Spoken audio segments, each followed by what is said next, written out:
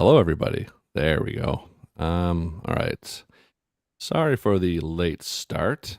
Just some starting tech issues, and we are getting audio levels okay. This is my lovely party here, which I will introduce in a second. How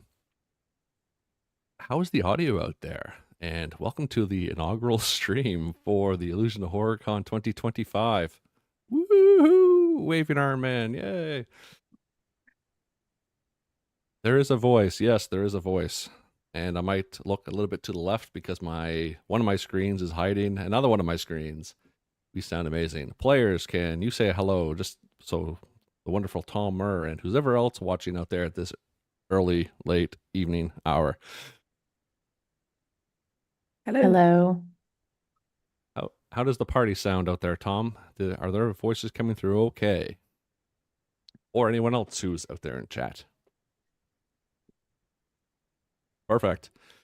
All right, so we are on YouTube, we are on Kick, we are on Twitch. If you are talking to other members of the Illusion Horror and Discord who are watching this particular stream, feel free. I might not be able to pay attention because I'm GMing and in the tech, but I will try my best. Otherwise, we are here today. We have over this wonderful three-day weekend of convention games. We have I think we have over 65 games in or that number plus minus some error of games running from Friday 7 a.m. Eastern time, lunchtime UTC, all the way to the end day Sunday. And last year we had a stream game and really enjoyed it and figured why not try to put more in the schedule this year. And thankfully, this story, Till Death Do Us Part for KULT Divinity Lost, will be streamed today for a good 3 hours for part 1 and inclusion in slot 4 grade tomorrow morning at 7 a.m. Eastern, lunchtime UTC. We'll see how good that goes. And for other stream games, Tom Murr, he is in chat and watching as well, and he will be streaming Mothership for a game slot and Curseborn. I'll just be the tech guy for those and be able to sit back and watch it, but I will have my popcorn and there to handle any technical difficulties as it may be. But everyone who's watching or will be watching, welcome to the game slot. Death is only the beginning. Please stay tuned, like I said, all weekend for various panels in horror, various game actual plays, and yeah, come join us on the Illusion of Horror Con Discord because that is where all the fun is happening. And as online cons do, I have had to mute my Discord and hide it, or I will want to answer everything. So I will be incognito for the next 3.5 hours. We'll go for like an hour and a half or so. We'll take a break and then we'll jump back in, and we will finish around 10:30 a.m. EST. And I'm not doing math for UTC, but it will be there. And yeah. And just one final thing. Thank you. This is our fourth running year, and this wouldn't be possible without players like these, mod teams like these, and con admins like these. Geez, you're all here at once. It's great. And yeah, everyone who's just GMs and supports. And I think that is everything. Oh, and all our wonderful sponsors who, for everyone who sees, wonderful prizes, PDFs, physical prizes, everything. All proceeds, 100% go to charities, and your donations are wonderfully welcome and humbly accepted. And my brain, like I said to these fine folks, is working, so we should be okay. Okay, I just want to double check, make sure we are still live on Twitch. We're still live. Okay, what am I doing? I had volume on, so there's going to be a little bit of, oh, nope, fixed it.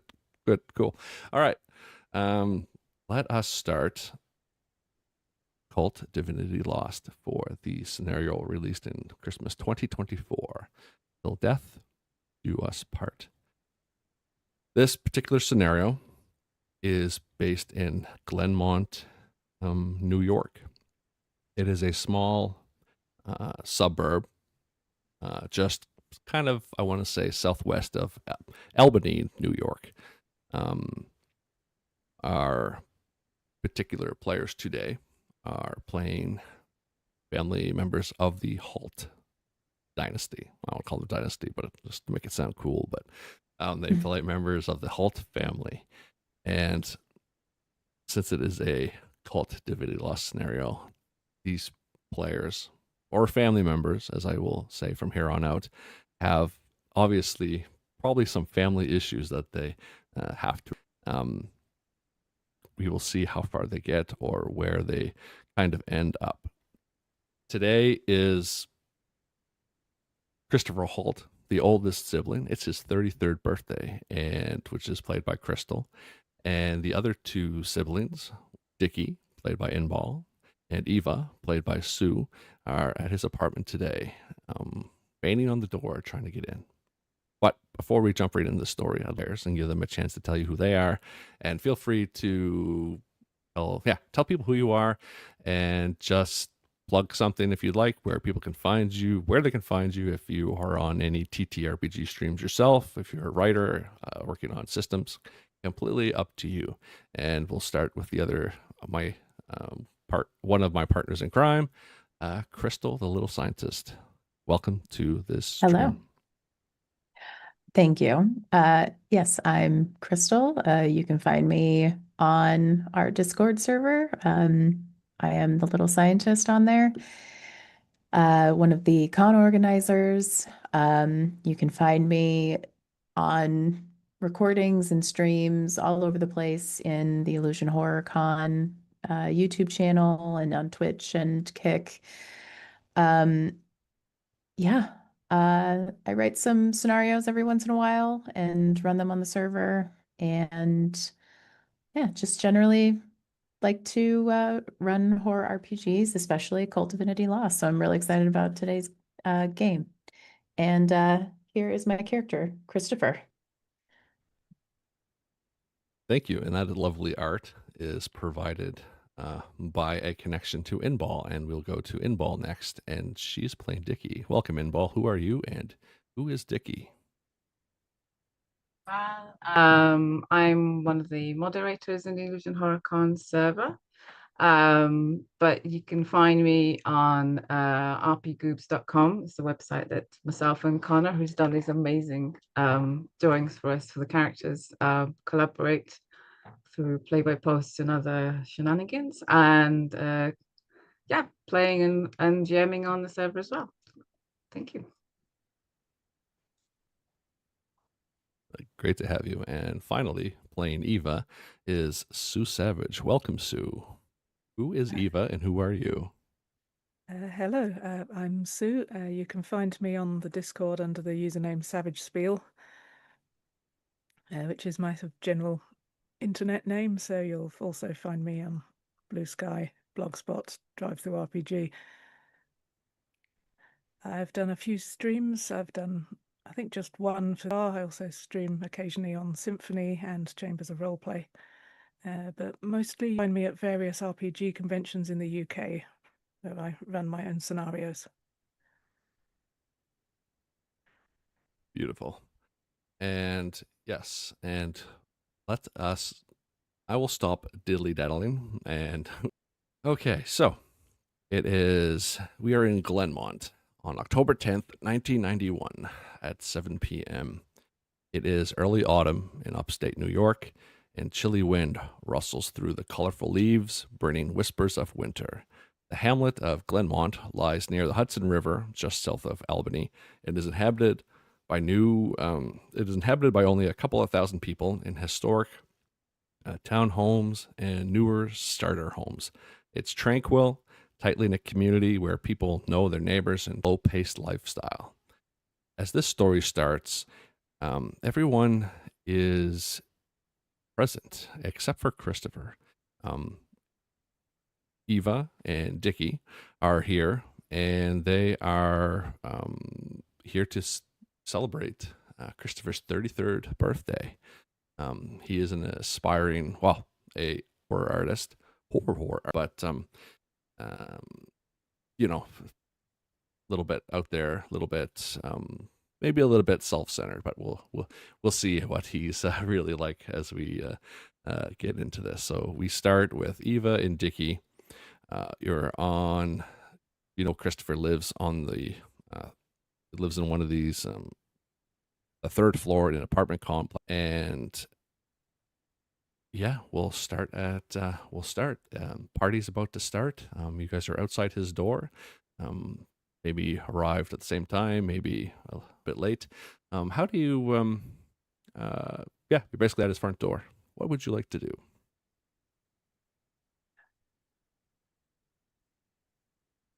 I think Dickie arrives a bit late, or thinking he's late, I guess. Dickie's, I think, he's shorter than most of his siblings. But he's keeps himself very fit. And he's wrapped up a little bit against the chill, I guess, with his bomber jacket, and in his hand holding a can of beer, just as he's strolling towards the apartment block, arriving at the entrance, looking haphazardly interested in what's around him and sort of not. Would you do you have the kind of sibling relationship where you would arrive with Eva, or would Eva kind of arrive herself, or what is that relationship like? Yeah, I think Eva's arriving on her own, maybe a couple of minutes before Dickie does. Got a bottle of wine in a bag.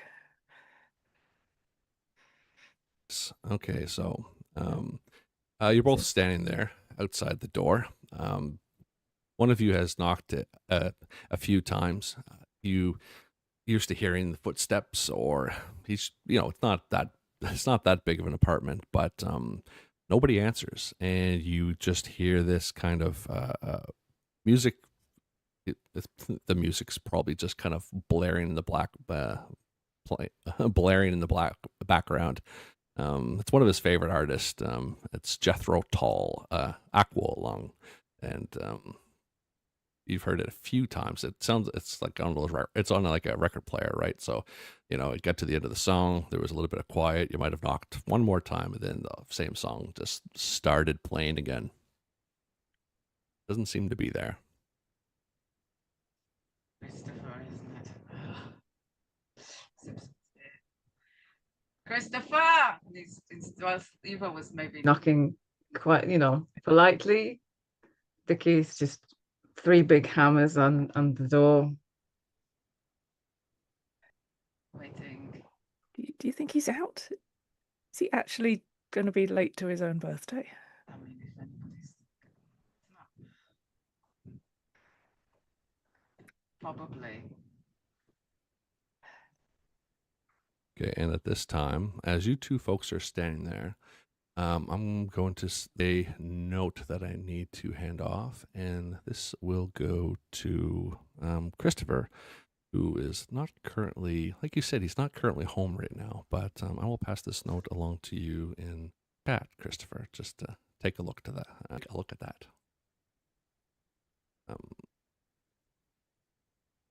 Sometimes he keeps a key, like, usually on the top of the door jamb, or it might be under the rug. He's usually he's usually one of those people, or one of you might have a spare key, so you can definitely get in. It's not really unlike him, unless he's books or writing one of his new horror novels. He just might be distracted like he usually gets. Got the key, Eva? Yeah. I mean, we could stand out here waiting, or we could go in at least change the CD. Let's just get in. Okay. Yeah. No. Eva, you feel the top of the door jam, and the key was left up there this time. You're able to open the door. Wooden door. You hear that kind of like a deadbolt. Clicks open. You walk in. The music just gets a little bit blare. blares up just a little bit more, and the smell of this place just both of you haven't been here in a bit. And it's kind of like if you go into an old library and you just get that smell of old paper, old books, and stuff like that. That is this guy's apartment. And just to kind of give a description for people who are listening, Christopher lives in an apartment that has 1 bedroom, a bathroom, and a study. There's a combined living and dining room, and it's an open plan kitchen. It's decorated throughout with dark leather furniture and tables, and bookcases painted the horrible color of teal. The study is usually where he creates his wonderful horror novels, and he's kind of old school a little bit. He still writes on one of those kind of old sleek black typewriters. It's always full of overflowing papers and bookshelves galore that reach the ceilings.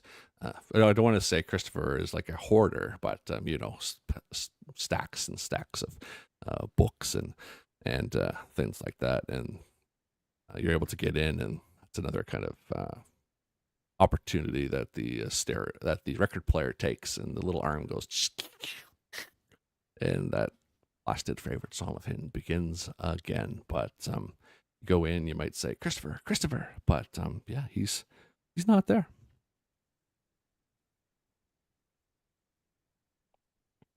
It'd be Going great. in, I'm not even looking for him, just throwing myself into this. Can you turn that shit off? I'll go and lift the needle off the record. Yeah. And you finally get that kind of peace and quiet. And did you have anything for his birthday? I know, Eva, you said you had brought a bottle of wine. Did you? Was Dickie able to get to bring a gift, knowing his kind of background, or what do you think? Dickie's probably come from his nearest kind of bar after his kind of morning session, maybe in the gym. So he kind of thought about it, but then forgot all about it, and yeah, just sitting there. I think the plan is whatever comes their way, maybe a takeaway or something, whatever Christopher has in mind to wanting to celebrate this birthday with. Okay. There's one more sibling as well. She arrives a little late. I don't want to say she's the favorite of your mother's. Your mother being, she's your only parent that's still alive, actually, or Helen. Sophie is her name, and she comes in through the front door very slowly, and pokes her head through the door. Christopher? He's not home yet. Come in. Oh, hi, Eva. How are you? Doing okay. How did you guys get in? Key was in the usual place. Right, that's right too. Dickie. Oh, I'm surprised to see you here. Yeah, it's same old habits, eh? Same old habits. And there's a slight little smile on her face. Both of you know Sophie. She's the kind of reserved, quiet one of the family. She's been taking. Your mother's has had a terminal illness. She's been taking care of her. And you folks are kind of fine with that. Your own lives, you're kind of living with that. And anytime she's kind of asked for help, Sophie will take care of it. That's always one of the fine lines that kind of comes up. But she's usually the quiet one that kind of skulks in the background. She's had a few troubles in life, but she's found God, actually, and has it's not an evangelist or anything like that, but it's what brings her to how she kind of centers herself. And she looks at Dickie. Are you sure you should be starting that this early in the evening? Oh, sorry, I'm sorry. I shouldn't say stuff like that. It's your life, your decisions. I mean, it's not my first. It's all right. All right. And it Gives her this charming smile of his, like. Nice. And there's some awkward silences just from these siblings, these children are they are adults, and they haven't spent too much time together. You get older, people have their own careers. Some may have children, some may not, but they're still family. Here to celebrate the birthday of someone who's not here, but eventually, you might have another drink, Dickie. You might have a small conversation with Sophie there, Eva, but eventually Christopher does show up. Probably like you folks arrived at 7. He burst in the door about 7:55. Oh, you're all here. You're all here. Okay, good. Look, and he comes in a manic sort of whirlwind. He goes through his house. He has like a fancy like a drink cart type thing, pretentious looking. There's some liquor in a dark crystal glass, and he pours himself a drink and downs it. Look, something's happened to Mother, okay? We need to go. What's happened? I I don't know. I don't know what's happened. I just know something bad has happened. I know it's bad. Something is bad. Wait. Well, I can't explain, okay? It's bad, okay? Go see Mother. Something has happened. I think I was with her, but maybe I don't remember. I don't remember, but we got to go. Christopher, I was just there a few hours ago. She's fine. She might have been in a little She's bit of not pain. fine. Sophie, Don't, she's not fine. Don't act like this again. I know it's your birthday and you get excited, but you don't have to act like this. Mother is fine. Don't give me that shit, Sophie. Come on. Look, Mother might be fine, but Christopher clearly isn't. What do you want? Do you want us all to go over there now? Yes. We need to go and we need to go check on her. Look, I don't believe in this, you know, psychic or premonition or whatever nonsense it's new agey people are believing now, but I have a bad feeling. So can we just go? It's my birthday. That's what I want to do. It's my birthday. I want to go see Mom. Eva, you can't believe that Christopher is kind of acting like this child again, the way he does, whether it's his birthday or not. But it's always been up to you to kind of sort everyone's mess because you are the responsible one. How do you approach your brother really in this manic state? It's like, here he goes again. Yeah, I'm just gonna go up to him and put an arm around his shoulder if he'll let me. So, look, it's going to be fine. If that's really what you want for your birthday, that's what we'll do. Yeah. Thanks, Eva. You always understand. Eva, she's fine. Don't believe Christopher is just doing some whirlwind thing that he usually does. We don't have to go. His mother's fine. I was just, like I said, I was there a few hours ago. Christopher, I don't know why you're spinning all this. We know it's your birthday and stuff. We bought you presents. Wow. some of us may have done, but Dickie peels himself at the seat. But you know, I mean, where the hell have you been anyway? It's like, I mean, I'm usually late. I was actually here on time. Ava can testify, and you're an hour late. What visions have you been having in the last hour?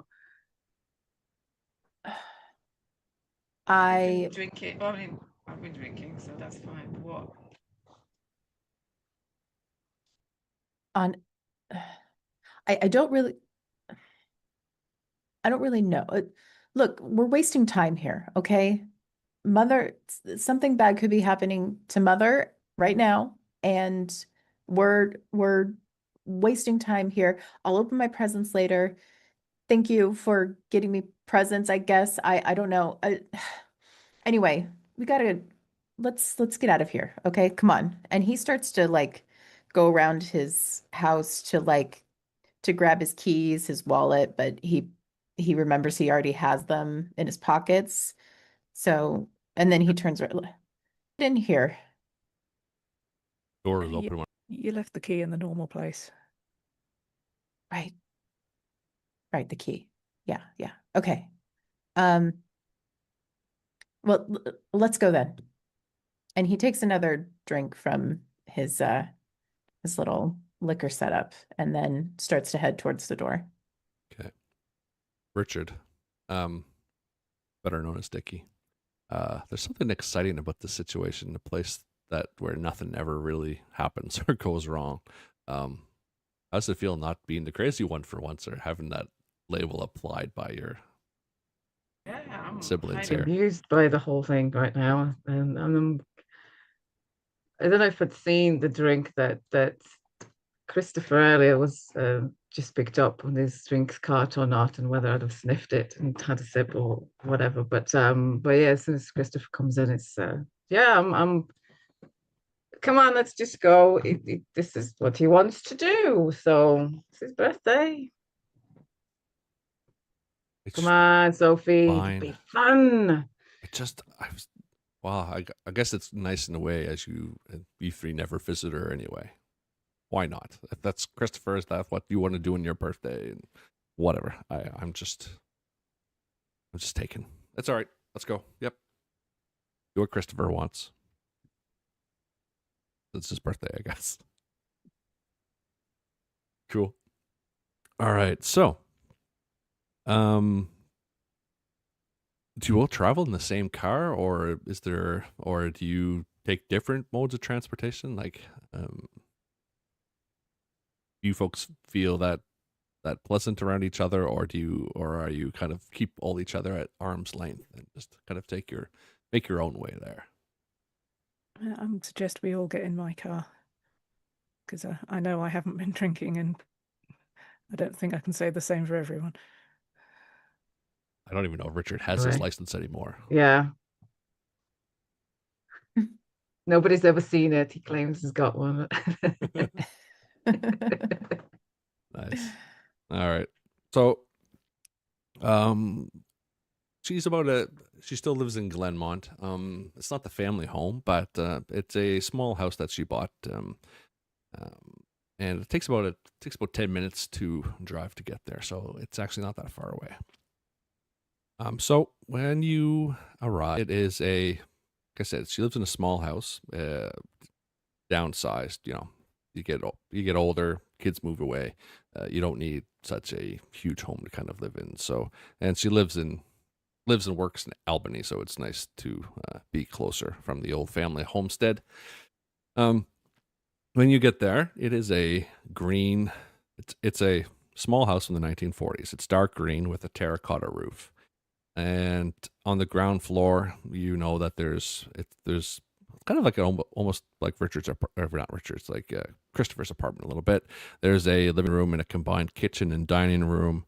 There's central stairs there's stairs in a central hallway that is only, it's one of those kind of 1.5 size homes.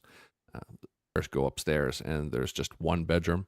That's pretty small. Most of the livable area is on the bottom of the house.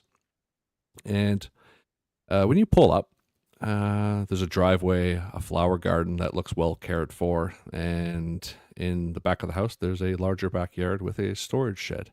And it is mid-October, so it's probably around 8:30, 9 p.m. at night now, so it's a little bit dark.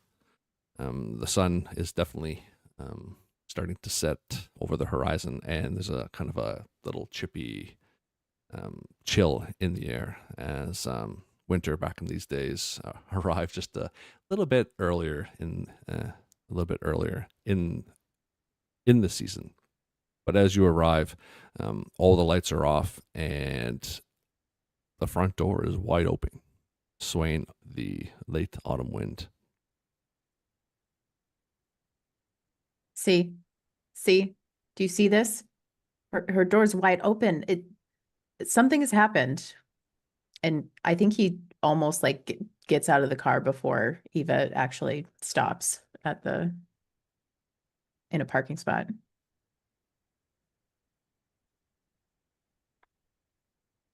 Okay.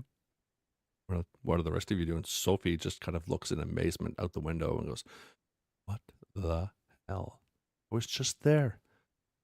And as you both look out the car of the window, Christopher, like he said, opens the door, gets out.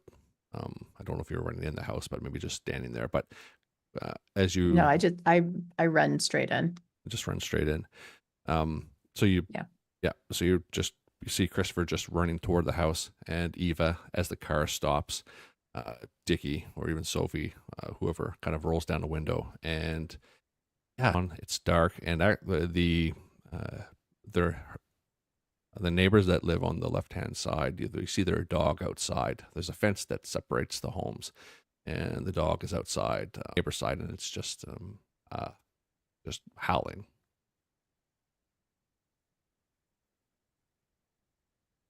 Wow. Oh, let's exchange a look with Eva. Not run, but kind of saunter after Christopher. Seems he was actually right.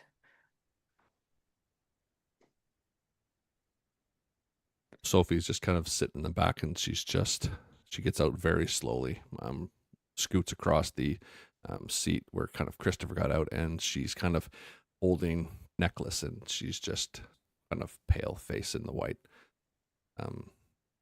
Looks just pale face, and she just slowly takes 2 steps onto the front lawn and just kind of stares at the house.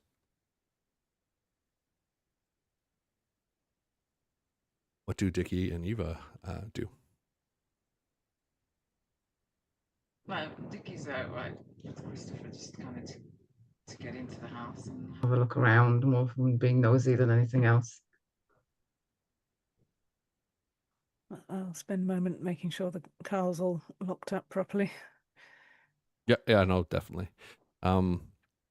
So Christopher, you go in, followed a little bit by Dickie, and Dickie, do you have a smile on your face, kind of the way kind of Christopher's acting, and just how does this kind of situation feel to you?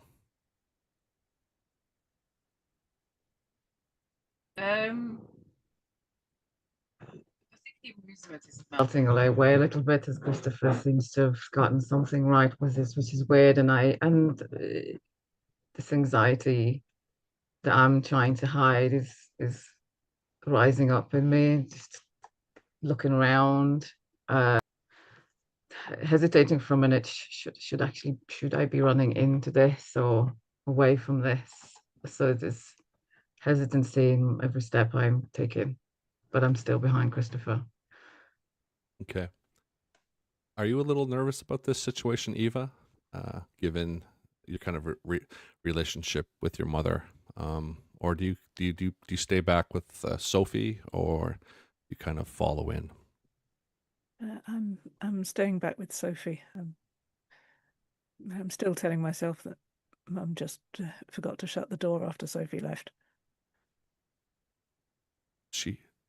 So you go. Sophie is kind of shaking a little bit, and you put your might grab her hands or put your arm around her waist.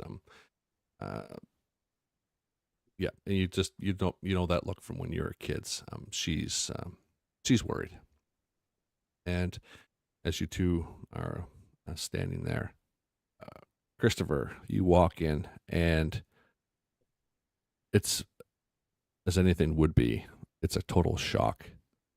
When you enter the house, you were faced the carpet in the living room, and it's covered in blood.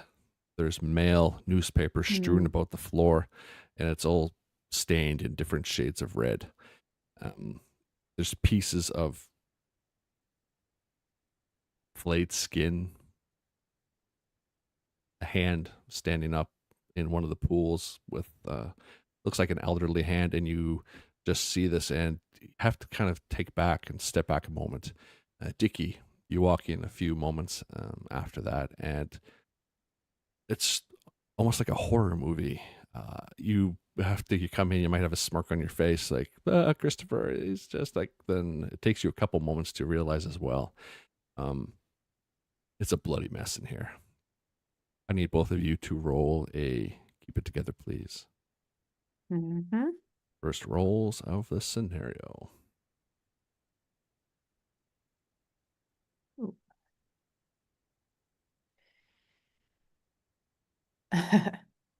That is an 8 and a fail. Okay. How did Dickie do?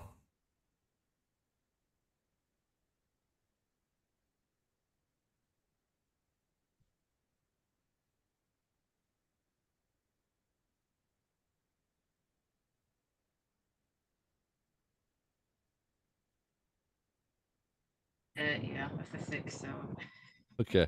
I was hoping my sheet will be. Nope. Yeah, no problem. Okay, so judging by these rolls and the scene that you are currently witnessing, this makes complete sense that you're rolled these nice low values. So, Christopher, how do you react? And if you please take a -2 stability as this happens. Indeed, I will. I was already pretty manic and anxious before. This is culminated into, I think I'm just going to be vomiting. And then maybe between just be like, I'll vomit and then start to just run through the house. Mother, where are you? What, like, I'm just panicking and trying to find where she is. I don't think it even registers to me that this could be her. Okay. This actually spurs a memory, and I sent that along to you in chat. So while you're Wonderful. While you're doing that, what is Dickie's reaction to this? You see Christopher just kind of bring up his insides and just start running around. Dickie, how does this happen for you? And this incurs also a -2 downward track on your stability track. There's one -1, wasn't it? To the just correct. I think the fact that Christopher's vomiting, if it wasn't bad enough to cause your insides to come out anyway, after all the alcohol he's had, that just seeing Christopher's being sick probably sends me to being sick as well. But I'm kind of staggering outside, staggering backwards, probably tripping a little bit over the if there's steps or anything on the entrance, which usually is. Just to vomit the alcohol out onto all the nice plants, whatever there was outside. And I'm just waving to Ava, inside, Eva, Sophie, and then again. And what the hell happened? Just actually, no, don't come, don't look, no. Hey, Sophie, stay there. Eva, you might be. What the fuck? And yeah, it's just, I'm not even leaning over his knees. Are you outside or are you inside? Outside of, yeah, Outside. probably Okay. stumbling backwards outside. Yeah. Eva, what do you do? Going over to Dickie to and make sure he's okay, and shouting to Sophie, go and check on Christopher. Okay.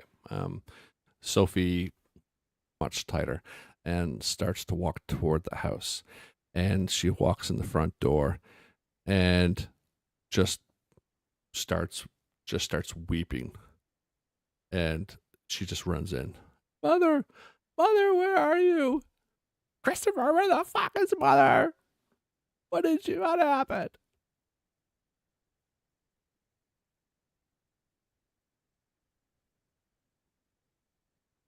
I probably don't hear her. I'm just yelling for Mother. I forgot, is this a 1-story or 2-story house? 1.5. So there's a Okay. there's a stair. There's a set of stairs in the middle of the house that goes up to a kind of smaller second floor that just has one bedroom Yeah. off to the. Okay. Yeah, so I'm just kind of I'm just running around the house. I probably don't care if I'm stepping in various various blood or other things. I'm just trying to find Mother. I'll probably go upstairs, check her bedroom, look in closets and stuff. I'm just incredibly irrational right now. Okay.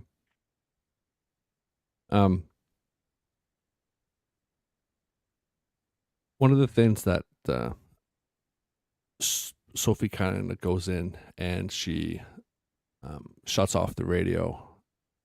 That was kind of giving a somewhat kind of weird, just kind of like a weird sensation to this embedded environment. And the silence, as they kind of say, goes deafening. And Eva and Dickie, you just kind of see her in the. She's down in the hallway a little bit, and she's just staring in the living room, just crying, and she just stares, and she doesn't know what to say. And the dog is still outside in the background. When I say howling, it's almost like a howling whimper, like it's sad. I'm just gonna just shut fuck up and just screaming at this dog on the other side of the fence, whatever. Just stepping back in towards Sophie, trying to not shield her from it, but sort of half hugging her for my own sake, half for her sake. And you see Christopher kind of going in and out of rooms, in and out of various places in the house. Eva, what are you doing? I'm going to follow Dickie in. Everyone's acting weird. I need to know what's happening. Okay. Dickie and Eva, you go in. I want both of you to give me we are using the kind of updated 2.0 rule set for those who are watching. So we're kind of doing a improvised roll here. And I'd like both of you to roll a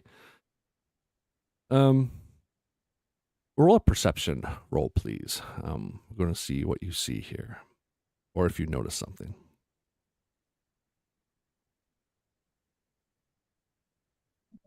12. 12, okay.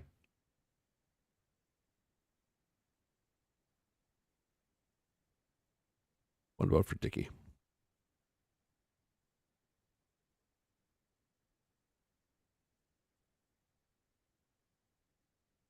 In ball?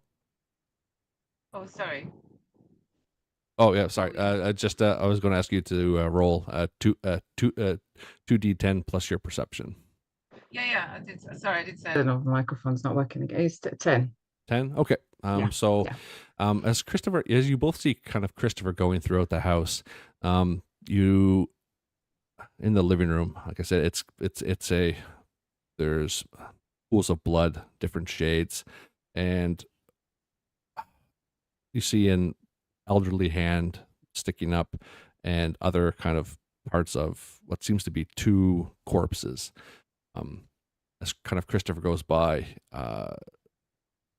the environment in the house kind of, I won't say changes, but you notice that the body parts that are on the ground start to vibrate a little bit and shake as Christopher kind of goes by. And it's almost like the blood that kind of is laying on the floor. Like if there was like a little tremor and you saw like the liquid just go like vibrate and just go like ripple a little bit, you notice that as well. But it's ever so faint and ever so, you know, not crazy.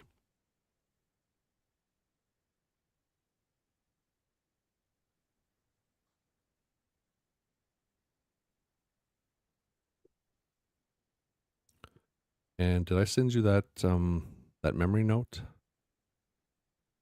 Yes, you did. Okay. So, Christopher, you go to the kitchen and you see, because that's where you think you've last kind of saw her. And Mm-hmm. when you go back there, there is a kind of folded up kitchen apron, and it's put on the table, and there's the garden machete that usually used to trim beds and things like that. That is kind of laid on top, and you don't know why, you expected to see your mother laying there on kitchen floor, but you don't, and you see there's bloody footprints that seems like they're going out the side door. Do I see any pill bottles on the floor in here? You do actually.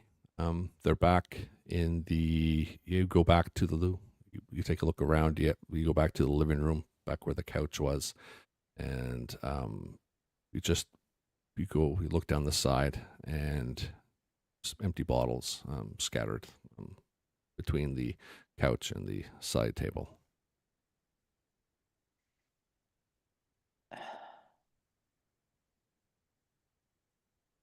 You guys don't think this is Mother, do you?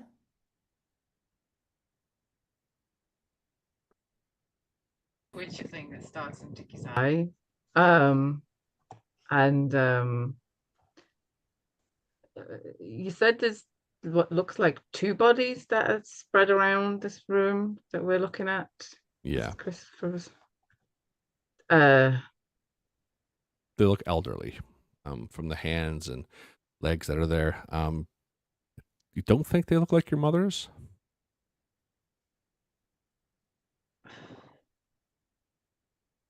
To turn Christopher's. I mean, how would we even know? Don't think so. Eva, you're the medical expert. I guess so. And to cautiously move a bit further in and try other hands. Yeah, you go in and you recognize it. I think it would make sense why the dog is howling next door. It looks like one of the hands looks like one of the couple next door, the Markhams. You remember them as kids being very nice, very very nice people actually. And if it is really them, Eva probably doesn't know what to think in this situation. Like, it's just horrible. And besides the hand, what kind of confirms it? There's a piece. There's a ear laying off to the side, and that's sticking out. There's a old kind of hearing aid, and you recognize it as the one that belonged to the sweet Mr. Markham. And this comes to the realization for the three of you, and you just, life is so short, and our bodies are so fragile. The thought of this is feelings of sad sickness, or even laugh in a maddening way. How can you not be moved by this? And are you really? How are all you feeling in this moment as you just kind of come to a realization that this has happened in your mother's house, and she's nowhere to be? Like, is she capable of something like this?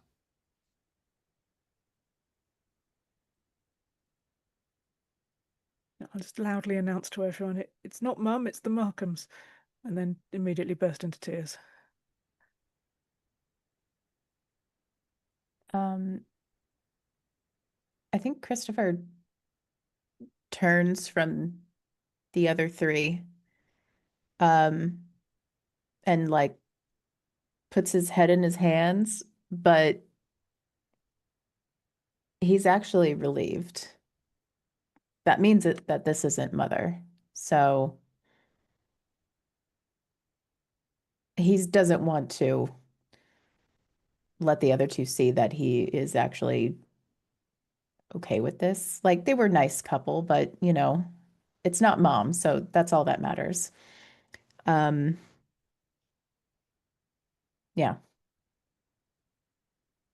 Okay.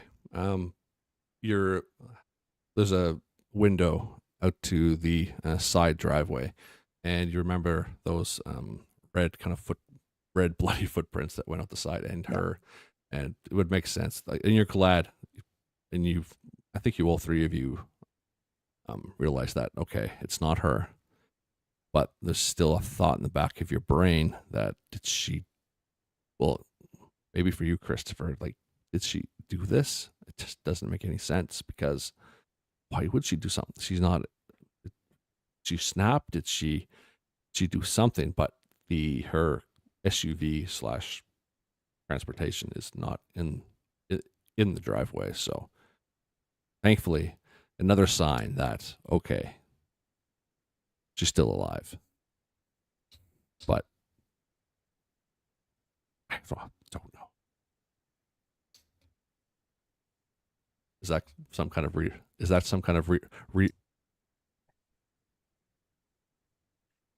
For think? me? Yeah. Do you think? I think it's I don't even think he's thinking that she did this. That, like, this was obviously some psycho that went into her house, and she's probably still in trouble. Maybe he kidnapped her or something. I mean, he's a horror writer. His imagination is all over the place with things like this. Like, so he's like, okay, she obviously didn't do this. That's ridiculous. But something else happened. Some psycho obviously came in here. Like, okay. So he's going to start to look at the footprints and stuff. Okay. Dickie and Eva, what are your thoughts? I'm standing, I think I was hugging Sophie. I'm kind of pulling away and I'm rubbing my hands together, and I'm talking to myself, I think. No, did they? No, it's been years. Like, why would they? No, and there's guilt and there's all sorts of things, I think, around this, but it's not a thought that his mother has done this. Like, that doesn't even come into his head. There's too much past history that's coming into his head right now that he's kind of thinking that's what's happened in front of him. No, maybe no, it can't be right.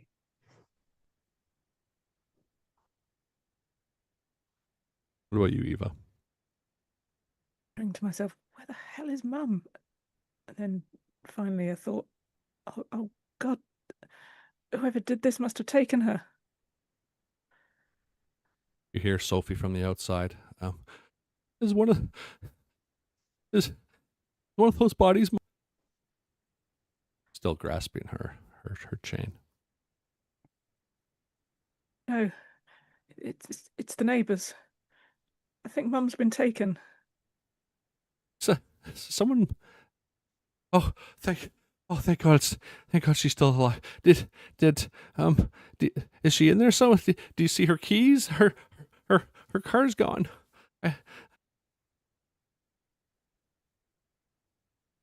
Shit.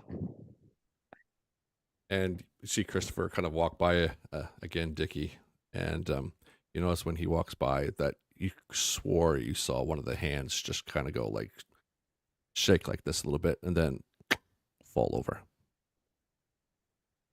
because it was standing up. Yeah, I think it's that paranoia kind of jumps out, sees the hand kind of corner of his hands moving around to see it actually still moving as Christopher walks past it. What is happening with you? He's pointing at Christopher. But What's good? What is this? what are you talking about? Did you guys see it? Did you see this, Eva? Did you see that? You think you think you saw it, Eva? And I'll just look where Dickie's pointing and say, "Oh, it wobbled a bit. I thought Christopher was just walking heavily." Yeah. What? No. That wasn't just Christopher walking heavily. That fucking the hand move. It's like Okay. It's like you're magnetic, Christopher, for blood. What? What are you talking about? We need to find Mom. Well, okay, well, fine. So, just... Yeah, look, Christopher's right. Look, are there signs of a struggle?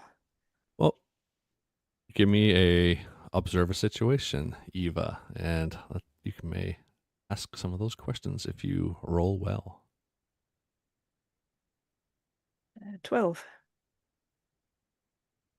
Okay, you get to ask one question about this whole place. What would you like to ask?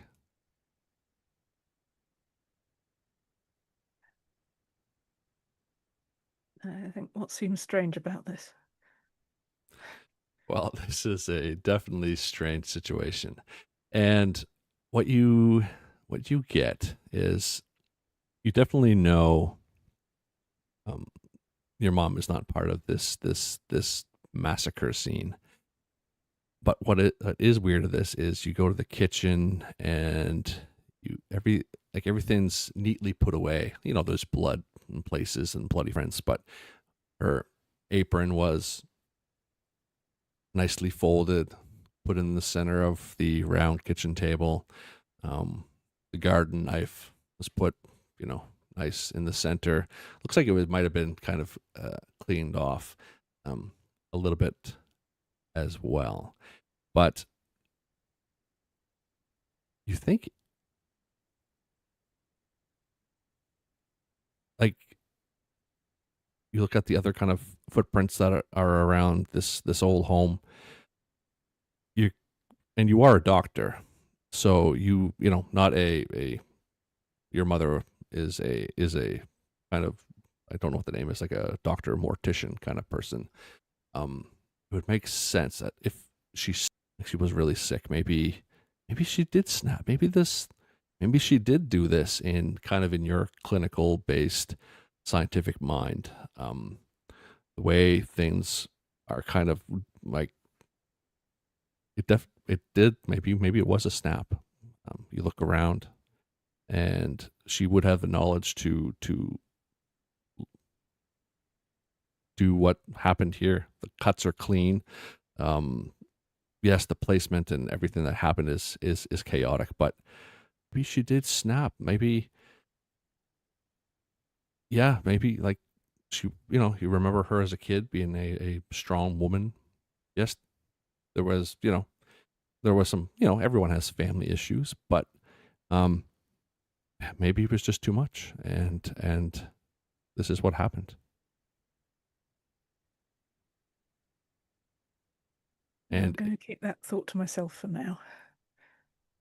yeah, so like, plainly in your kind of logical, medical mind, there's probably like a 95% probability that you think that, yeah, okay, she must have snapped. Maybe she just couldn't handle the pain anymore. Maybe she knew that the end was closer than what you folks are kind of, believing. Like, mom, your parents live forever kind of thing. And yeah, maybe it's just snapped.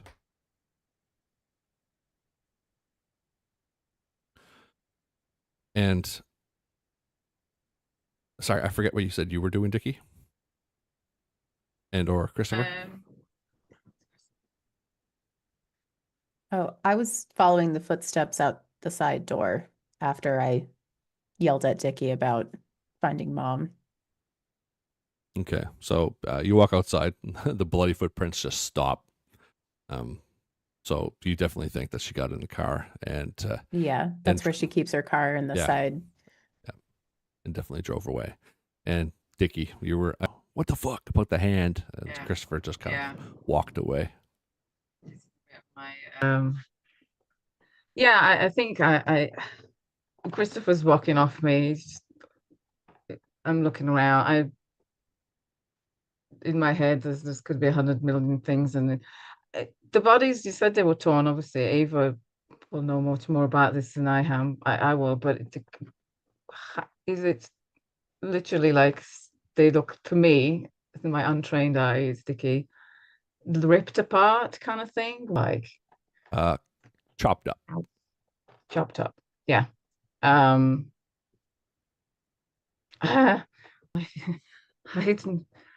I don't think this is my. Do you think this could be criminals, but came in here and just what were they doing here anyway? What would, I mean? I know they're friends with Mom and Ma and everything, but what would the Markhams be doing here? And it's pacing, I think. Point. It's strange, Dickie, because even for you, you don't know how and you don't know why, but you're going through this area, and I don't want to say that I don't want to say you're comfortable, but it sparks a memory, and it's like one of those things that's on the tip of your tongue. But you remember that situations like this look familiar. You don't know how, you don't know why, but just being around this, just like even like a familiar smell, it just feels that this situation just feels familiar, which might be haunting in its own right. But how does that manifest in Dickie? Does it stop? Do you take a moment? Do the others kind of see, maybe a small kind of smirk to the side or just something different? How do you think that manifests in Dickie's face?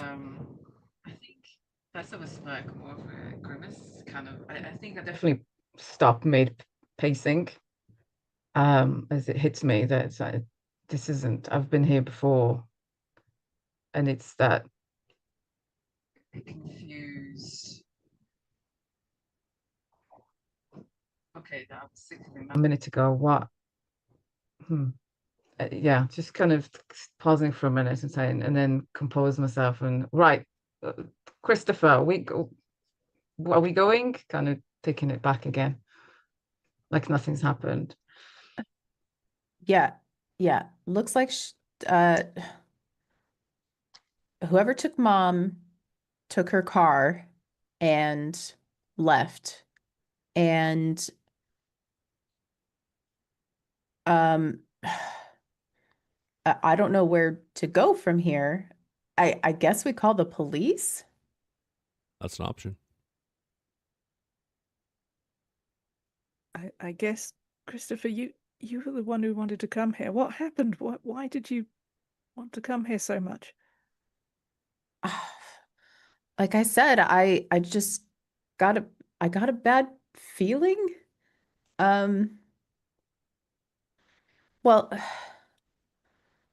I mom, I kind of felt like mom. Uh, it felt like mom was not doing really well with the pain, and she didn't want to go on. I don't know. I don't know. I don't know. It's all just like a blur in my head. I don't understand why I got. We can't tell the police that. Okay. We can't tell the police that I just got some, like they'll look at me like I'm insane. Yeah, yeah. Right now, but where were you? That's your bigger problem. Where were you? We were waiting for you. Where were you? Yeah, I maybe don't I don't remember, but I was with you guys. To anybody else who fucking asks, right? Right. right, yes. Eva and Yes. or Dickie, if you'd like to, you can roll read a person and to see if what Christopher is kind of throwing your way. Yeah.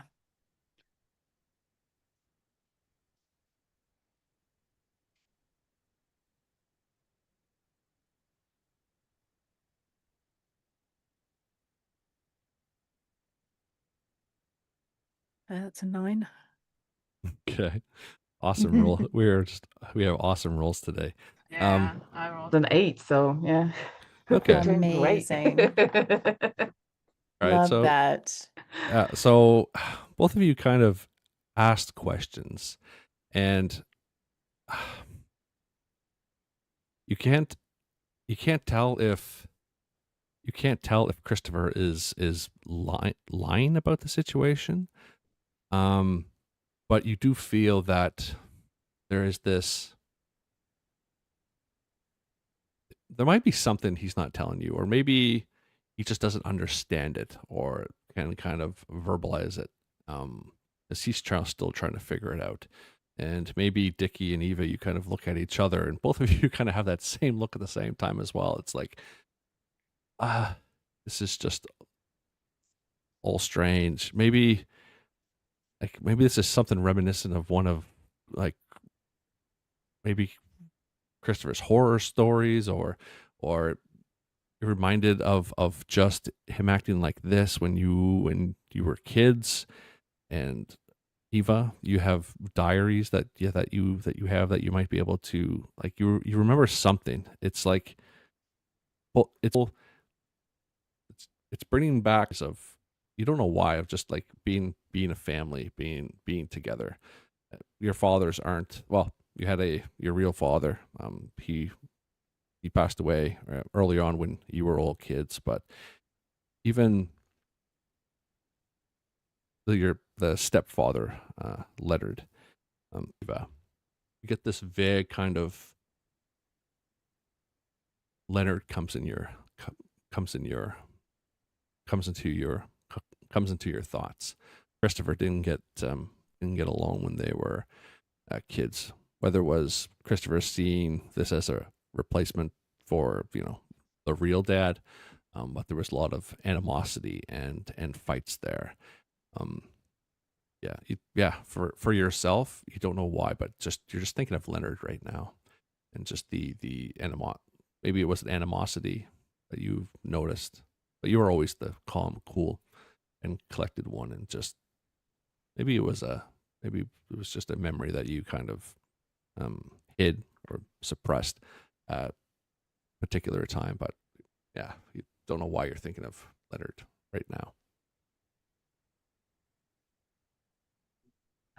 If I see them exchange a look between each other, I will start just like manically looking between the two of them. I don't even think don't even think that this was me. Don't even think it. Are you kidding me? No, I don't think it was you. I don't think he got the balls to do anything like this, but you know, Ugh. Thanks, I just being guess. honest. But I know this is a weird question, but I haven't read all of your books. Have you ever written a scene like this? I know this is a weird Have I? question, but I haven't. GM? Oh, sorry. Can you say that again? I had went to check one of my stream things, and the volume came on, and I heard Sue's voice a few times. Can you say that again, please? Yeah, it was. What did I say? Have you ever written a scene like this? And Christopher, you asked me if you had ever written a scene like this. I mean, if it's in the scenario, or I can just make something up. You think you did. You've written Okay. dozens of books. You know, maybe not the exact situation, but so maybe Yeah. something familiar. Yeah. I've written, people get chopped up or mutilated, they're horror books that shit like this happens to people in them. But this situation in particular, I didn't write this.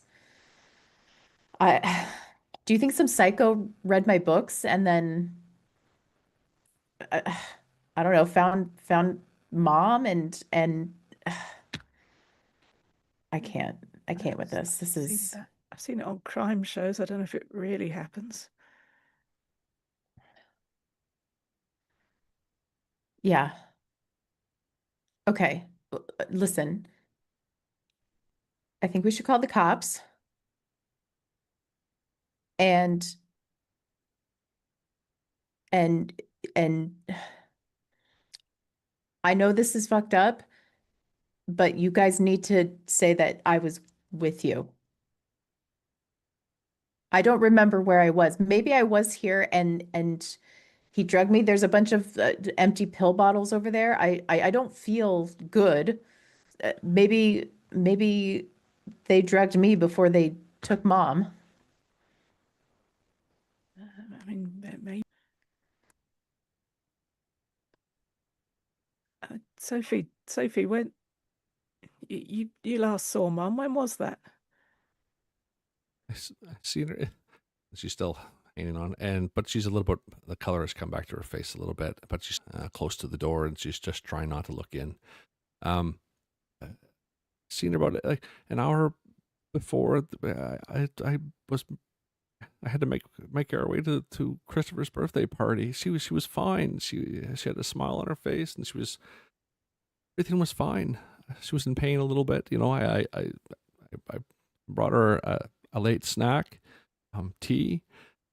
It wasn't this. I don't even know what this is. She was fine. She was fine. I just can't. We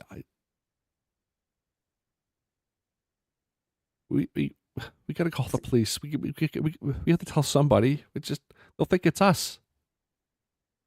I don't want to go to jail. I don't know what jail is.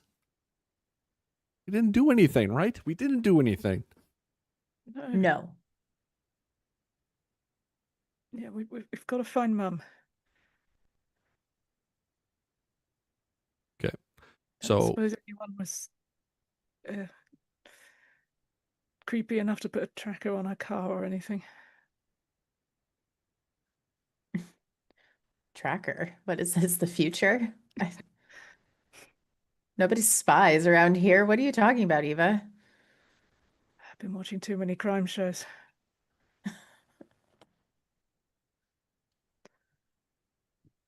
do you guys know where she is? Is there anything? We got to call. Where would she go, Sophie? If she would go in the car, you said to Christopher, you said there's just one she seemed to have gone in her car. So where? Oh, I have not even looked at. Is it just her? Was there anything that? Where would she go, Sophie? You know her better. Where would she go if she, drove off now? Uh, We don't know where that psycho would have taken her. well, she has been talking the last few days about just going back home. I don't know. Why would she go back there? It's a fucking ruin.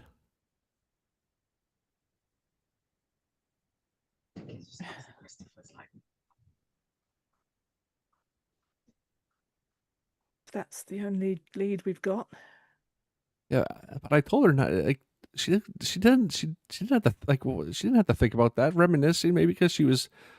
I know you three don't like to admit it, but she was close to like. She wasn't much for this world. Let's just put that out there and put that lightly. She want to go home. Everyone wants to go. I don't want to go. I don't want to go back to that place. That place was horrible. I hated it there. Why would she want to go back? First, all talking as if mom did this and not some psycho.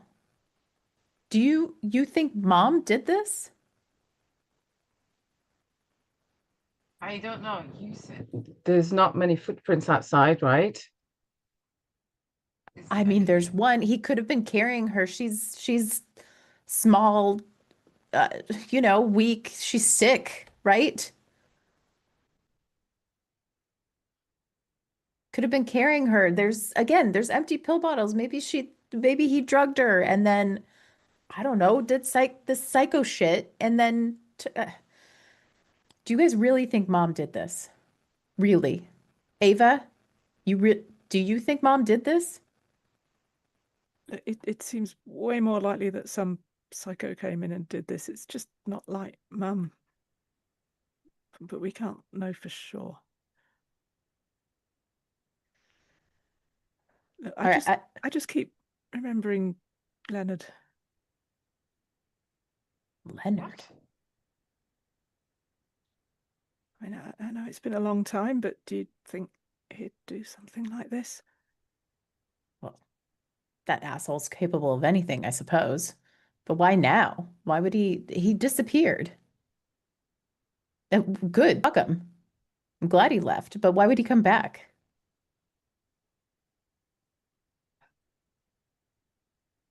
I don't know, but then... And if he is involved, maybe he'd want to go back to the old place as well. Eva, what's the matter with you? He disappeared. He's gone. He left and he's never coming back. What would he have to do with mom? He has nothing to do. Why would you bring that son of a bitch up? I mean, he was a psycho. That's for sure. Yeah, he didn't fit, the our real dad role, and he was an asshole. And Christopher, I don't know why you're defending him. I'm not defending him. I said he's a psycho. He could be fully capable of this. Well, psycho is a nice name for this man. I'm not calling him father, not calling him even stepdad. Didn't deserve it. Psycho is a compliment. Sorry. I mean, yeah, I'm the last person to defend Leonard. I think that's besides the point. Are we calling the police? Are we gonna go see if mom's at the other house? Or both, I guess. I don't know, Christopher. If we call the police, do we tell them it was you? You were here last, seemingly. Sophie. Christopher. You need to shut the fuck up with that shit right now, okay? Look, we can call in anonymously. And I mean, yeah, we can call in anonymously to the police, have them come here, they'll do their whatever, and then we can go to the house. Yeah, we can You do know how that. this We'll shit call them and then works. we'll leave. We can tell them that we're going there, and maybe they'll come and have backup if there's nutcases up there that's took them on. Don't know. And he's continuously, constantly just rubbing his hands together and Yeah, and Dickie for like everyone is running a little bit, an emotional high right now, but your kind of complacency, kind of, you know, um, shit happens attitude kind of thing, and a little bit exciting maybe. Maybe it's just from your background or just your other kind of things that you've things that you've done, but more and more the familiarity of that one kind of memory of just being around this kind of situation is I don't know, it's keeping you more grounded a little bit. I know it's a weird feeling, but I don't know, maybe Christopher wasn't there between the times. Is it a good idea to call the cops, do you think? In his mind? Your mind? Look, how about this? Nobody knows about this. We shut the door. It's evening. What time is it, by the way? Sorry. It's Day about 10:30 at night. at night. Nobody knows about this. We don't know. We don't know about this. Why don't we go, shut the door, find out what the fuck happened to Ma, and then go from there. See if she's just to see if she's in the house. So nobody's gonna find out about this. And if we call the cops now, then we just go. We won't be able to leave, and we don't know what's gonna happen to her, right? Fine. Right, if the Let- police come, then we're all just going to be in interrogation rooms for hours. And we're not going to find Mum. Fine. What you want to do? Christopher, I love you, but I'm not going to lie. If and ever they get called in, I can't lie. Able to? I can't. I'm just telling you now.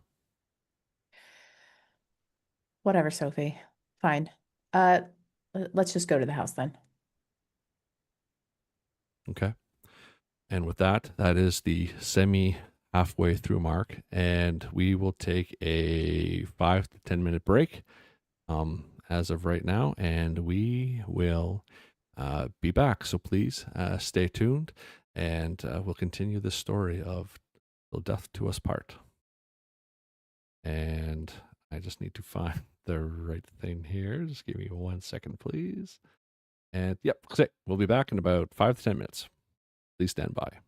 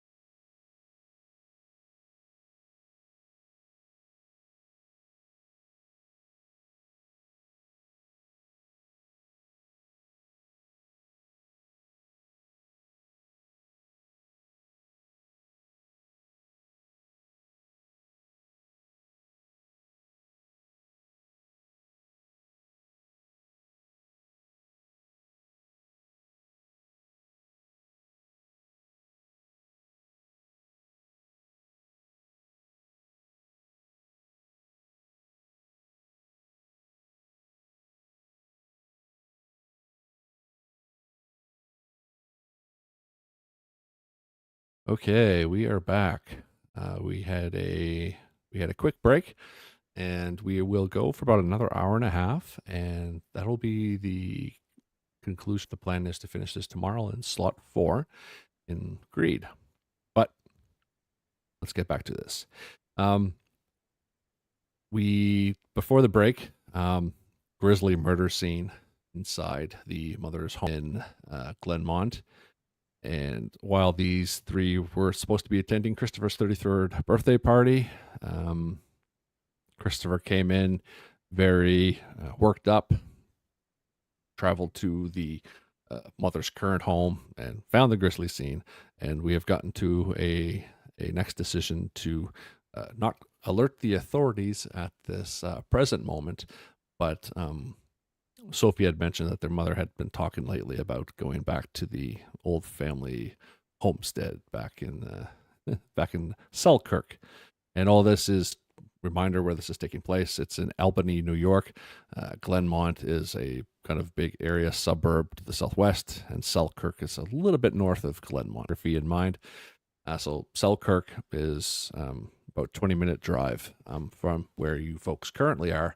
And it's probably around 10:30, 11 o'clock at night. So it is dark, it is chilly, and the neighborhoods are currently asleep. So, Um, oh, go ahead. sorry, quick question. Yes. So this house in Selkirk, does the family still own it, or Yes. was it sold? Yes, Okay. the family still owns it. It was your young family home. You folks had quarrels about it when you had moved out. No one could agree what to do with it. Either renovate it, sell it, stay living there. So it basically just fell into disrepair because the decision could have because a decision was never able to be gotten to just due to family wobbles. Okay. Okay. All right. So you make your way to the countryside where you lived 20 even some years ago. It is located just a few miles outside the small suburb of Selkirk, north of Glenmont, at the end of a small that splits off from the main road and leads up a hill. The journey takes about 20 minutes by car from Selkirk. When you arrive, like we've said, it's your childhood home. It's a small 3-story colonial that has been renovated and expanded several times over the years. The exterior consists of dark brown brick and lighter siding. The complete thing, it has not been upkept over the years because we said your family could never make any kind of important decision what to do with it. So it's been falling apart, and just over the years, maybe even some vagrants lived in it every so often. It is completely overgrown with vines, and a small front porch leads up to a red door. A bigger back porch looks to have, on the side, there seems to be like vagrants have lived here at some point, and there are 2 big gnarled trees on each side of the garden that that are on the left and the right hand side of the house. The yards themselves are in awful shape, and the path leading to the front door is completely overgrown. A dispute between you folks and your mother from when the decision was to either sell it or get rid of it. It was an argument, just like they all kind of have been. And this house is kind of in like a country rural setting, so the nearest house is like a kilometer or more away. And there are no lights on again as you approach this house, as it is nighttime. The place seems like it did years ago when you left, but one of you would obviously have the keys or know where a spare set would be, so there's no problems there. What would you like to do? Do we see our mother's car anywhere No. parked where it might normally be? You do not see the car, no. Okay. But the front path does look like it's been trampled down recently. Like, you know how stuff is usually overgrown with tall grass? Looks like someone has been here recently. Okay. Well, I don't see her car. And I step out the car, opening the door. Home sweet home. Well, somebody's been here. Yeah. I mean, they might have stopped off and left again. We'd just have a look inside. Yeah. Dickie, you got out and had that kind of waft in of the fresh air, and as you kind of come out of that, smile, you say the old childhood home. You look down on the ground, and there's a toy of yours that's smashed to pieces. Stuff was packed away in the house. Not everything was brought because you moved into a smaller home. Yeah, this shouldn't be here. Somebody's been messing around inside. That's what is it? An old airplane? What? I'm kind of looking at the fragments. Some toys there. Somebody's been here freaking sleeping in our house. Like, come on, let's go and have a look. Got his hands in his coat pocket. Just Is there? Should we get a shovel or something as a weapon? Like, who knows who's in there? It doesn't feel safe here. You don't know why. No one lives here. Like, it's in the middle of nowhere. But each three of you, or if you stay in the car, she doesn't want nothing to do with this place. Yeah, it feels a little bit dangerous.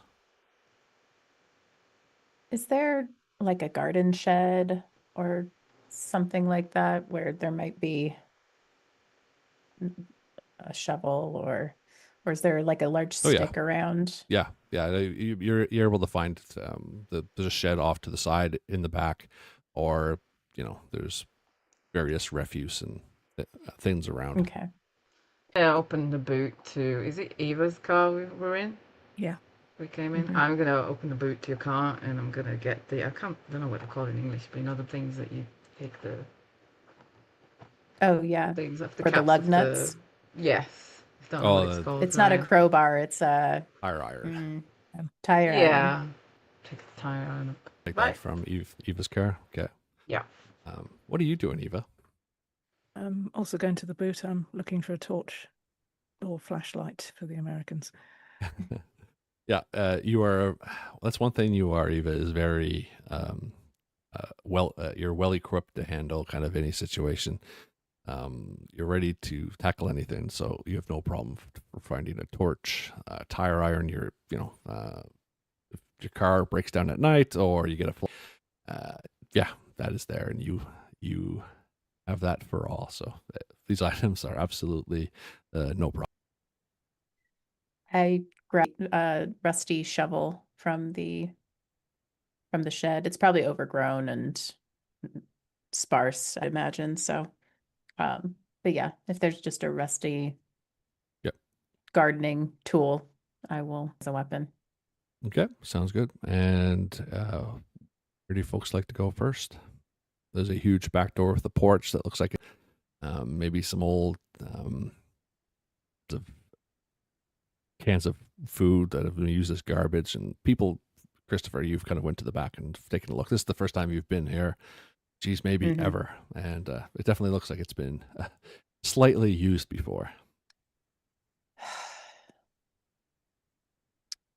Yeah, people, I'll go back to the front to meet up with the other two. I kind of look back at the car to Sophie. Maybe it's dark, so I think I'd probably give her a little bit of a dirty look, thinking that she might not see it. Like she's the baby staying in the car and not her. Yeah, she doesn't give you any kind of feedback or anything like that. She's just it's like she's just looking past you toward the house.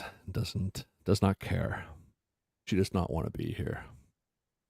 And maybe even think that she blames you for this kind of whole situation you're in. Maybe even get the feel Yeah. like maybe she does want to call the cops and turn you in.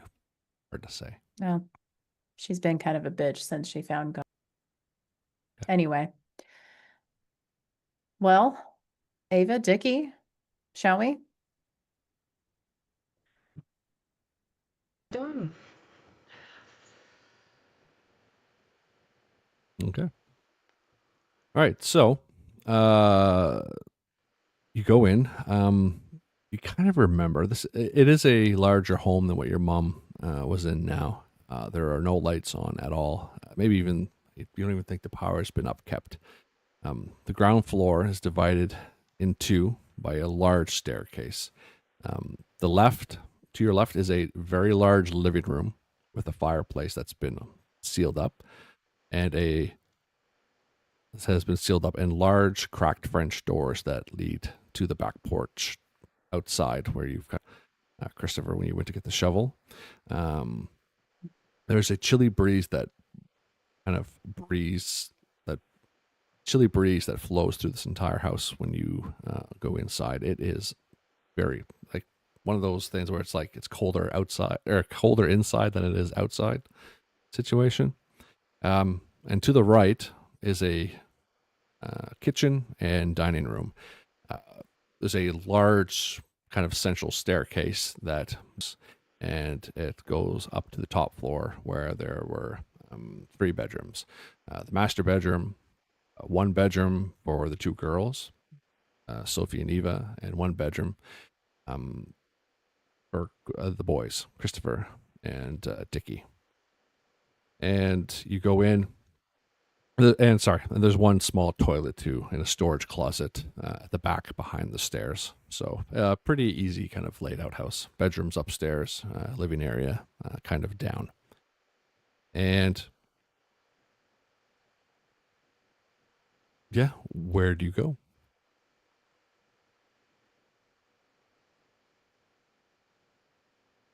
Ava, I guess you lead the way with the torch.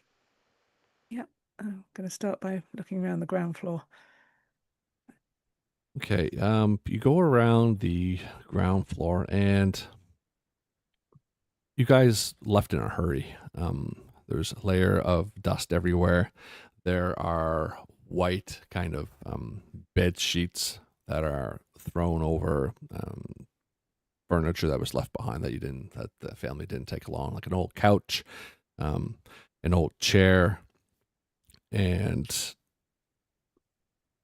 you take the torch and you move it around, Eva. This place just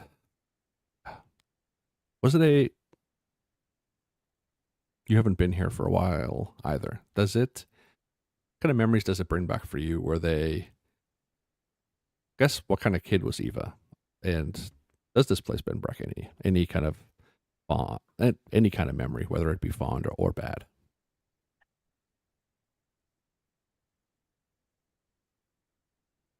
Yeah, I think it's a mix of memories. There's some kind of stressful ones of people fighting, and then there's some later ones that are a bit more peaceful. And I think Eva spending a lot of time sitting at the dining table, reading medical textbooks. What about you, Dickie? I hated it. Suburbia hell, ish. Oh, that's away from everything and just boring, So I got out of here as soon as I could and moved out with my girlfriend then. So yeah, this is to me is just drab and dirty. It's dirty and just not many. I think there's not many memories anyway, but not many fun ones either, particularly this place. Yeah. What about you, Christopher? I'll ask you finally. Did you enjoy this place, or were there any reminiscent memories? I think overall, Christopher doesn't have very fond memories here. I guess maybe the memories are okay until he was 10, and that's when his father died. And then, there was sort of the chaos of the aftermath, and then Leonard came along and then left, and I don't know, I think he probably turned into himself, or turned inward on himself while he was here. And yeah, after high school, as soon as he turned 18, he moved away. So didn't really want anything to do with it after he didn't need to.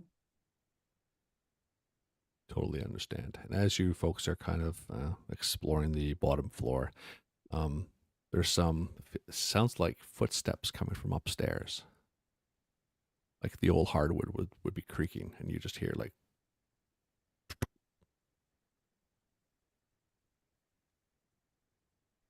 Did you guys hear that? Yeah. I'll nod.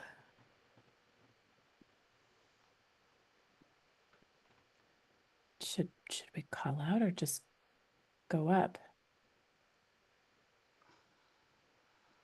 You should go up. Don't want anybody, if it's not just Mom. Shit.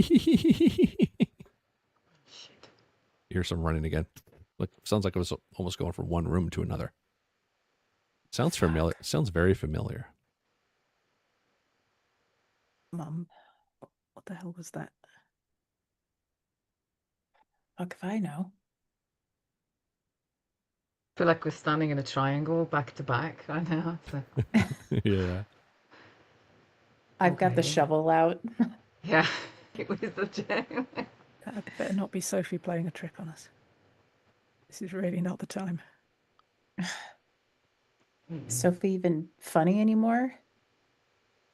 Yeah, this is not Sophie's scene. Let, You Let's look go back. You upstairs. look back outside, and Sophie's still sitting in the car. yeah.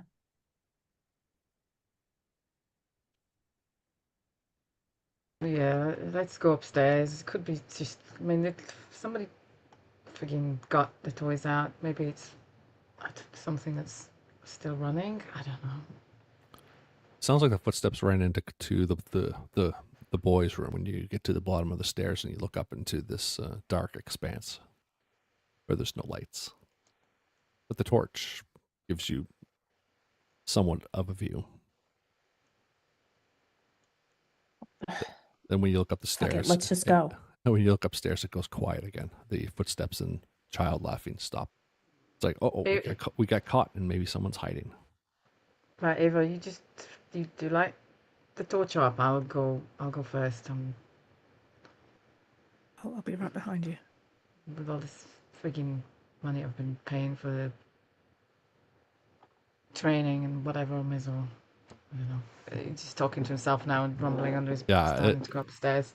Yeah, I just see Eva and Dickie just passing the torch back and forth to each other, trying to like, oh, you go up first. No, you go up first. I'm leaving her the flashlight kind of thing, but more so is waiting so she can flash, shine a light ahead of me as I'm holding this.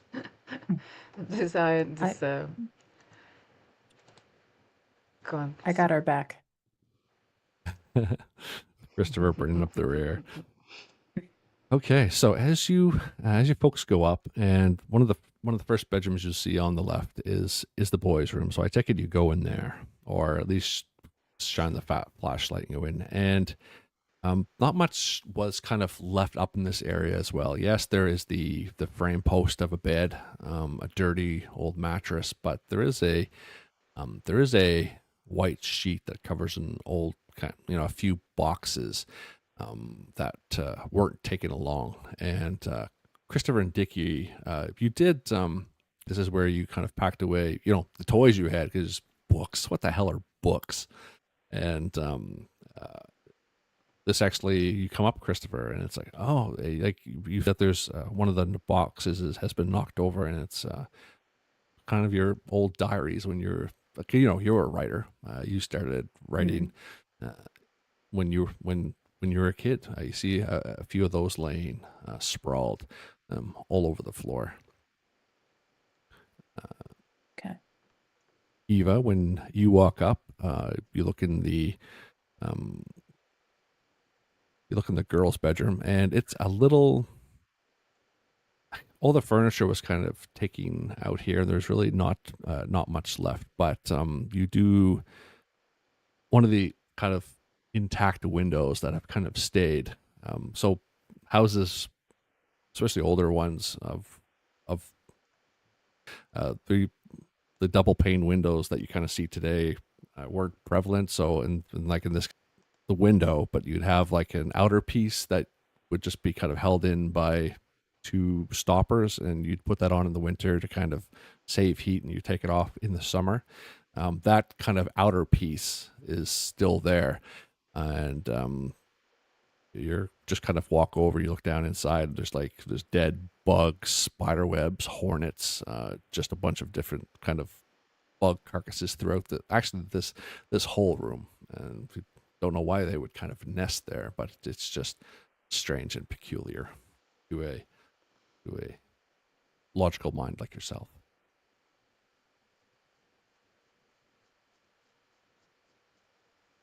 What do you folks do?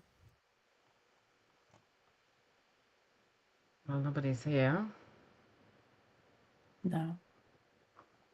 No one in my old room, just a bunch of dead bugs.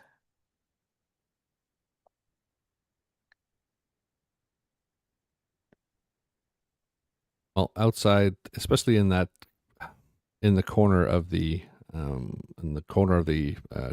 girls' room, one of the only kind of things that was kind of left was a kind of standing, one of those I don't know what we call it, one of those standing mirrors that have a couple handles, and it kind of goes back and forth like this. Like a vanity mirror, yeah. And there's a sheet over, I'd say about half of it, and one of the part of the mirror that's kind of released. You think you look like Eva. You look at it and you look back to the wall where there's kind of reflection. You think you see something. It could be a smudge or something, but it looks like the shape of somebody, but you really can't make it out from the doorway. I'll lower my voice. On second thoughts, I think someone's hiding in there.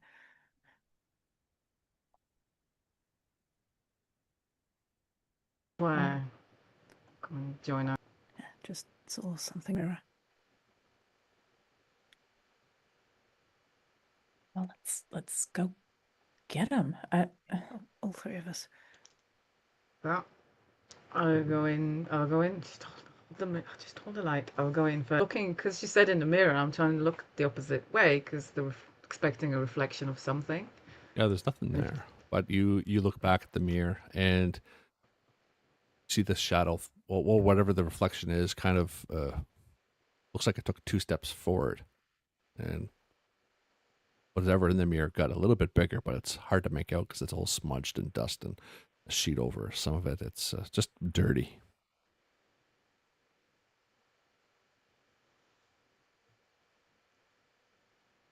What do you do? I go, for fuck's sake, and just walking in, trying to take the sheet off. All right, you remove the sheet, and there is a pale, gaunt, corpse-like face of someone stands there in the dark corner of the room as you see the reflection. And it seemed like before, when the sheet was on, it was far away, but when you remove the sheet, it was just like these were just like, and goes right there in front of your face, Dickie, and it makes you scream. Oh, he does, definitely. Yeah, but for Dickie, he's already on kind of a. Yeah, but you don't, Eva. You think you see something like this, but it's more like when Dickie screams, kind of jumps up in the air a little bit, takes a few steps back, and by the time the two of you kind of Eva, you keep yourself from falling by because you're maybe kind of catching Dickie as he kind of jumps up and jumps back. You do notice that there was nothing there, but there is an old portrait on the wall it's a broken wooden frame and cracked glass, and it's a chilling visage of it's an old picture of like a portrait of Leonard.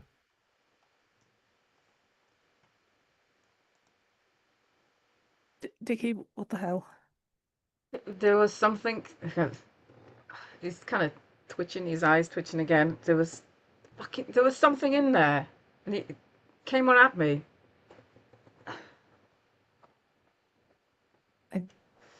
Did Christopher see this thing that No. came out at? No, you Okay. didn't. I assumed you were you had seen your old diaries on the floor. Oh, yeah. And I figured Okay. you'd go take a look at them. Yeah, I'll just say I got distracted and I'm starting to look through those. And actually, I need to send you something. So when you Okay. look at those, I will send this to you in chat. Second here. Just want to make sure it's the right one. Yep. So I'll send you that right now. Got a lot of windows open. All right. So take a look at that. Take a read of it. And yeah, we'll go back to Dickie and Eva here for a sec. You look back to see if Christopher is behind you, but he's not. Even through the jolt of like, you see him over there reading his diaries. Across the hall to this room.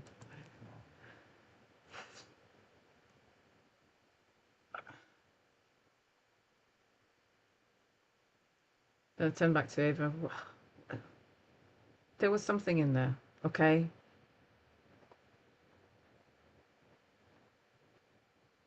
Get something in there. Why the hell is there a portrait of Leonard in here?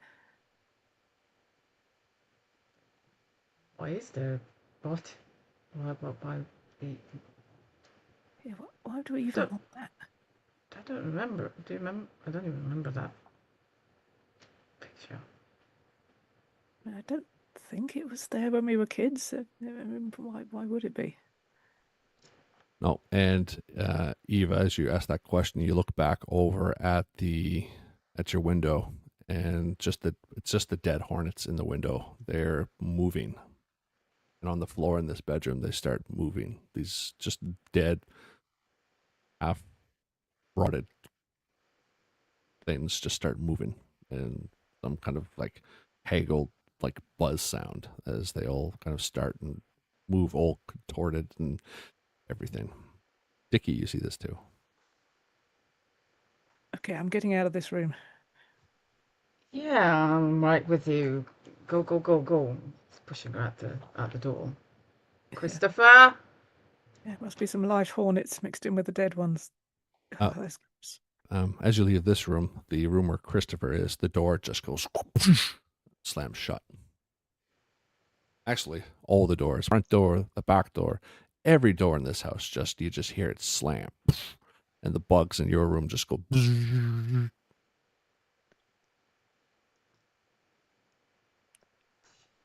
Eva and Dickie, roll to keep it together, please, because this is...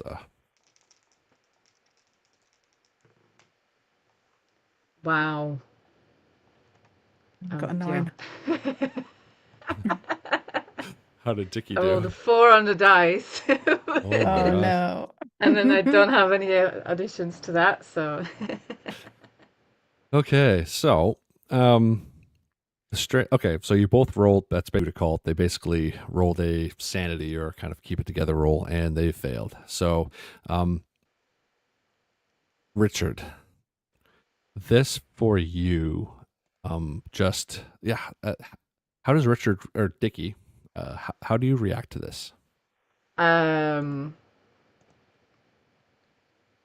I think for a minute he's frozen, and then he lashes out. I'm lashing out. I'm like, the door slamming. I'm kicking back at the door like reactively. And then the one behind me, and I'm swiping, turning around, almost with a tire iron, just swinging around with it weirdly. It won't open. But then Yeah, I think I'm still hitting stuff, you know. Yeah. Doesn't That- matter how it is. Yeah. well, even when you're holding the tire iron, even you're thinking and just in like maybe it's another latent memory. You're taking it and you're hitting something and you're hitting something, and all of a sudden you just start feeling like these pains or phantom pains of being abused, being hit, being tortured. It's only for a minute, or sorry, it's only for a moment that you feel these, like your body, and it makes you kind of adrenaline and just kind of take a couple steps back again as you land up against the wall. And Eva, you see this too. Dickie is just freaking out or just acting very strangely, more strangely than Dickie would. Yeah, I'm just frightened and cowering back against one of the walls, trying to keep away from Dickie mostly. But also just telling myself over and over that I did not just see a bunch of dead hornets start moving. Okay, what's happening with Christopher?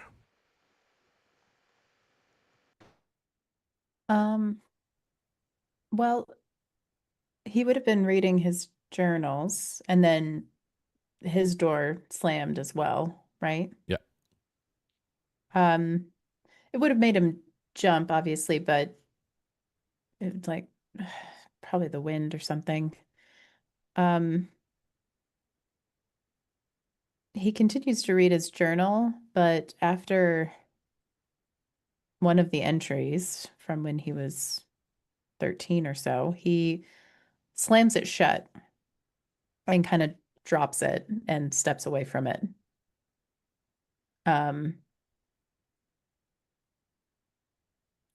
Just kind of stands there for a moment, just kind of in shock. Yeah, you're a little overwhelmed with shame as you kind of recount these memories, and you probably don't know what to think. Your siblings can bully and coax and otherwise, try to get underneath your skin, but from that, those are your memories, but why haven't you been able to? You don't know if it's just kind of bury them, and maybe they just came out wrote your horror novels. Maybe you vividly remember those situations now, and even it just reminds you of like your latest book. You wrote about this stuff just in a different way, and you kind of make that connection of what you wrote and what it actually happened. And when you say you close the book and you just kind of throw it on the ground, that's when the door to the bedroom just kind of creaks back open.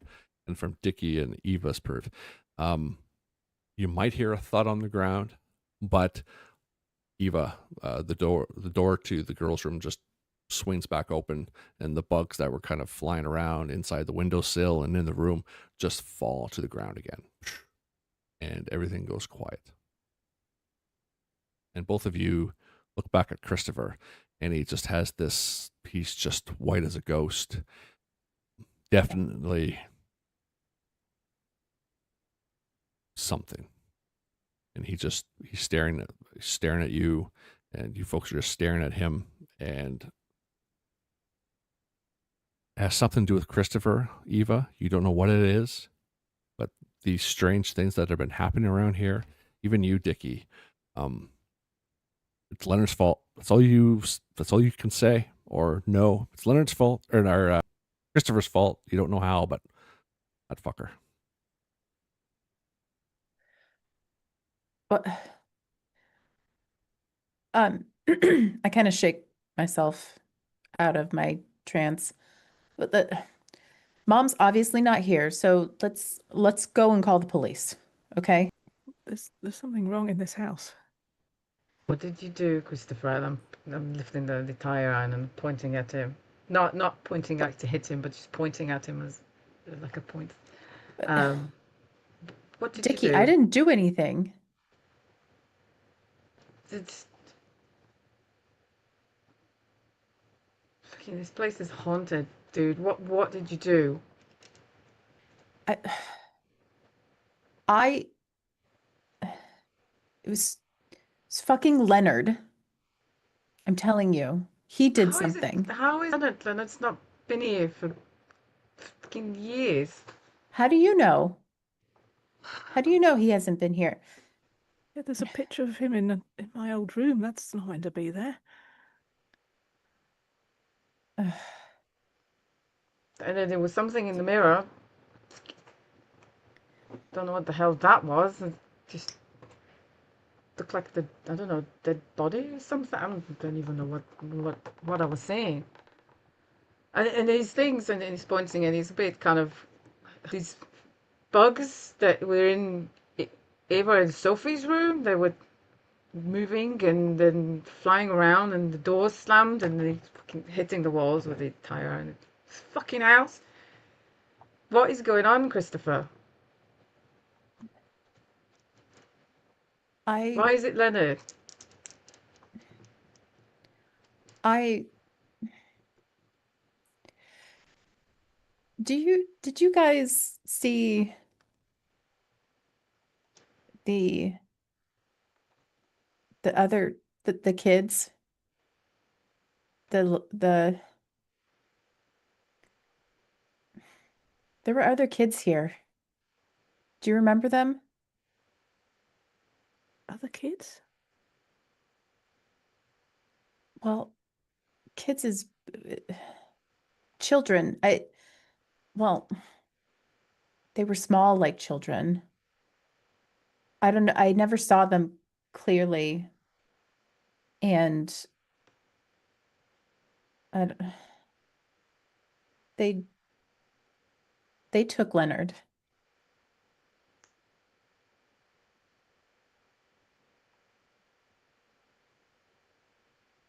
What he's vaguely describing for you, Eva, and maybe Dickie, you might not have read your brother's horror novels because you've led a busy life, but Eva, this sounds like that book that he wrote. They came from dawn, they came at dawn, something like that. You don't know if Christopher's kind of reliving he's telling a story from his book, or maybe Leonard did do something. What do you think about that? Christopher, when did this from your books? I know there's a lot of weird shit happening in here right now, but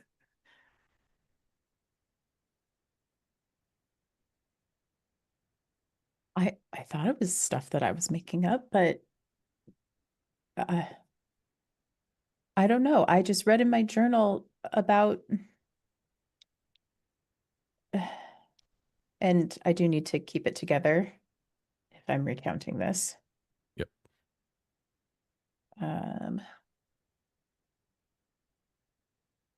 8, 9, 10. Okay, that's a mixed success. Okay. How do you think you would react to this? I'm definitely scared. Or what do they see? Scared? Yeah, I mean, they see me like running my hand through my hair. Um, I'm a little shaky. I think I'm just kind of pacing back and forth. I'm not looking right at them. Um, yeah, look, I get ideas for my books and from me, but I don't know, it feels like some of them just I thought I saw Leonard get taken by the kids with hooks. The hooks, do you remember the kids? I was 13 when I don't remember any kids. Yeah, just us and our friends. they said they would be back for me, I guess. I don't know why. And you hear down, Who's- you hear, oh, go ahead, sorry. No, I was just going to ask, who said they will be back for you? Leonard? No, no, the kids with the hooks. They said that they would be back. They would come back for me. Belonged to them. And in a kind of weird voice, you hear from down the hall in the master bedroom. Large, thudded footsteps, a few of them. And they're not here for me. I'm here for you, Christopher. It was your fault. And then the whole place, the temperature drops suddenly. And it almost feels like you're in a deep freeze. And you just hear this cold, raspy voice coming from the master bedroom, and it sounds familiar. Distorted. Raspy, distorted, but it does sound familiar. And you hear the foots coming out of the master bedroom. What do you do? We need to get the fuck out of here. Yeah. Dickie's kind of pressed against the wall with the tire iron still in his hands. Place is just too weird. Okay, so when you come out of the boys' bedroom and come in the hallway, does anyone look toward your old mother's bedroom? Yeah, Yeah, probably. just automatically going Just to shine the automatically, torch right? that way. Just Yeah. Yeah. So you shine the torch that way, and in the darkness of the room, you see a silhouette of a person. It's bent at odd angles, appears as ice cold wind, just bursts through the window in your mother's old bedroom, and it just blows down through even the light of the torch flickers in and goes out, and all you see is a form. You think it definitely is humanoid, but Eva, to your kind of doctorish mind, it does not make any sense. And it's about 6.5 to 7 feet tall, and it's lumbering forward toward you. What do you folks do? As it goes, Christopher, you're mine. I start to run. I'm running down the stairs. I don't think I'm waiting for Eva or Dickie. Like it's calling my name, so I'm running. Okay.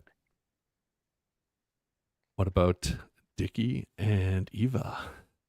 I think I'm semi-coherent, kind of pushing Eva towards the stairs. I'm waving this tire iron, left and right, but still moving, retreating towards the stairs. I don't think I need a lot of shoving to start running.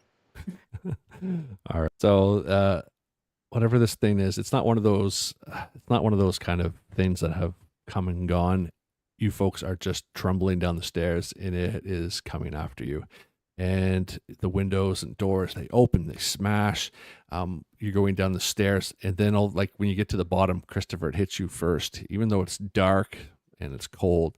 As soon as you hit that kind of bottom step, this intense heat, like if you had just placed your hand on top of a stove, and it's at maximum, and you get that searing heat, it just hits you right in the face, and it's just there's no heat source or anything like that, and it just burns and kind of disorients you a little bit. Sophie's outside. What are you guys doing? There's someone in there. Excuse me, can't do voices. Can't go that high. Can't go that high, no. Okay, so Christopher, you were able to kind of get ahead first, but for Eva and Dickie, the picture, when you come down the stairs and even the old furniture, it just starts getting thrown in your kind of general direction. The pictures come off. Dickie, one of them gets smashed toward your face. Eva, one of the chairs come out and scrawls around the floor. You see this person who's they're just kind of like twisting and moving their hands. Like picture comes flying when the left hand goes this way. The chair comes out and tries to basically trip and knock you down the stairs. Comes out from the right. I need some rolls, please. We'll do Dickie first. So if you can do where are they here? Endure. Avoid harm. Yes. Yeah, that was a 6 on the dice, plus 2, so 8. I'm doing great today. Throw those dice away. Yeah, I'm gonna change though. All right. So roll an endure injury to see what happens. So you weren't able to escape it.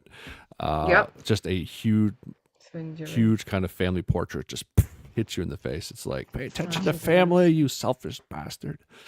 2d10 plus fortitude, and we'll say -2.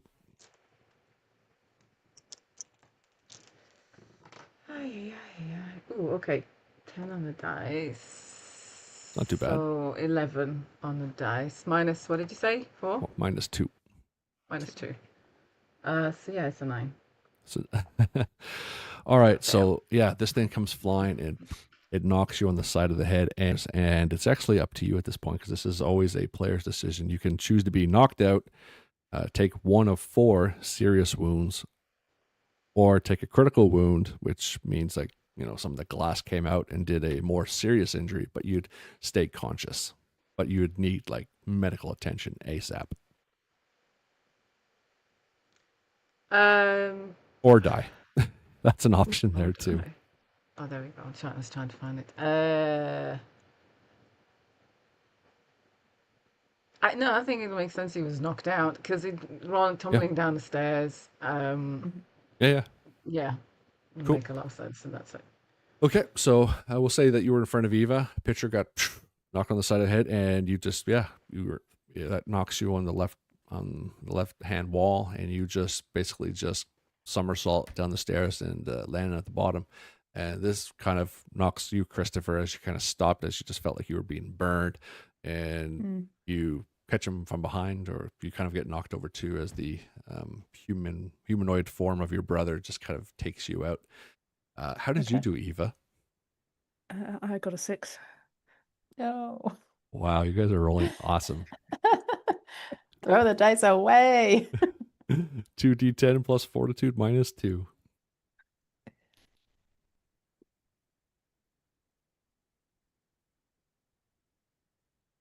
16. All right. You're somehow this thing was going to take you out, but you're able to, whether it was just stumbling around or you're able to kind of pick yourself back up. You did feel a clock on the side of your knee, but you might have a little bit of a limp, but you just bite your teeth and kind of keep on going, I guess.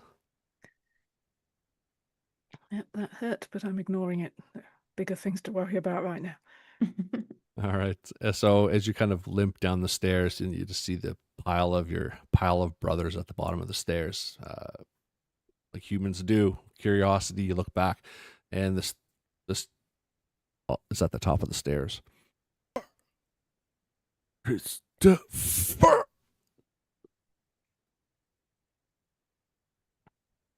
I grab hold of both of them and start trying to drag them back to their feet. I've got to get out. I stumble to my feet, and I see that Dickie is knocked out, and I'm like, Dick, look up. He's out. he's out cold, and you see there's the gripping gash on his forehead down through his cheek. He's just bleeding from the face. Ava, help me pick him up. Yeah, I'll get one arm. All right, so with the two of you, you are able to pick him up. Again, you're used to this. Maybe in years past, Dickie's gotten into trouble, knocked out, drunked up, but you're able to kind of here we go again. But this is a different situation. You're able to kind of bring him outside. Sophie's outside, just screaming hysterically, "What's going on? Someone's in there. What's all that?" And you get to the garden path, and the garden path has turned to bubbling mud. And you see on the sides that the grass is starting to kind of you see some big kind of the grass is moving, and the way is all bubbly and mud. You stop before you get to the bottom of the stairs on the outside. And Sophie, come on. What do you do? I want to quickly test the mud with the shovel. Shovel just keeps going in and in and in and in. So is a rock pour. This doesn't make any sense. The fuck do we do, Ava?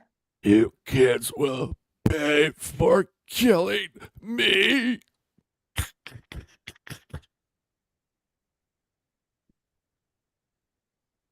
Christopher, what the hell is going on?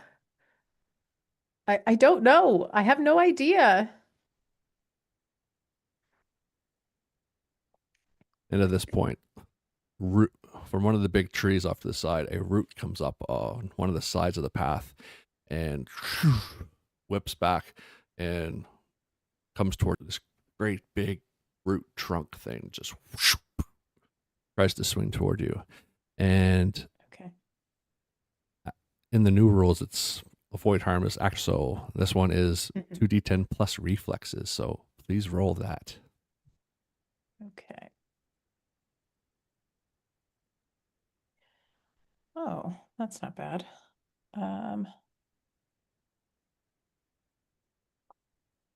So that's 16. Okay. You were able to, I suppose, duck and kind of get out of the way, or what do you think? Yeah, I think well, I have Dickie sort of on my shoulder, but I probably was able to, yeah. duck down. Yep. And then, yeah. Okay, Eva, what about you? You see this from the kind of mud pool. This kind of, I don't want to say gelatinous, but this glob of something come out of the mud. Like it's a muddy blob, and it's going toward your feet.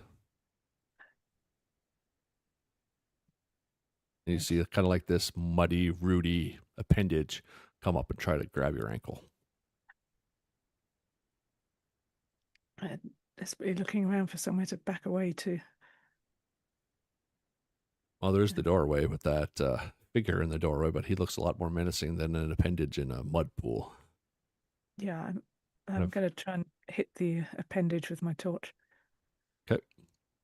Give me a 2d10 plus violence, please.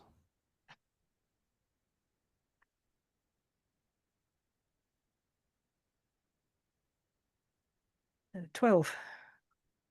Okay. Yeah, no, you were able to, whatever this mud hand thing is, you take your torch, you're able to hit it a few times, but the consequence to that is that it grabbed onto the torch a couple times that you hit it. It didn't get to your ankle, but it grabbed your torch, and you just see it just kind of back down in the pool.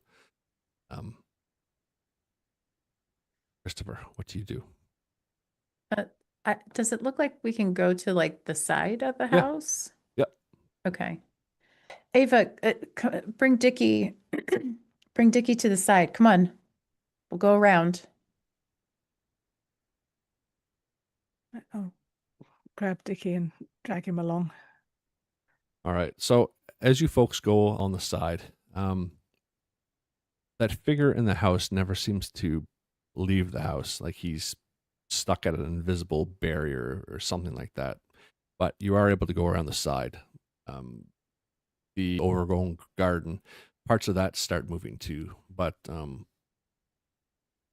main thing is you didn't fail any, epically fails. So you are able to, move faster than everything else. And the whole kind of time Sophie is just looking, she was screaming at you to kind of get in the car, but she sees what's happening. So it's definitely happening because she's reacting, but then she doesn't react and she's just standing there in awe or in silence. But you are able to kind of get back around. And when you do, everything goes quiet.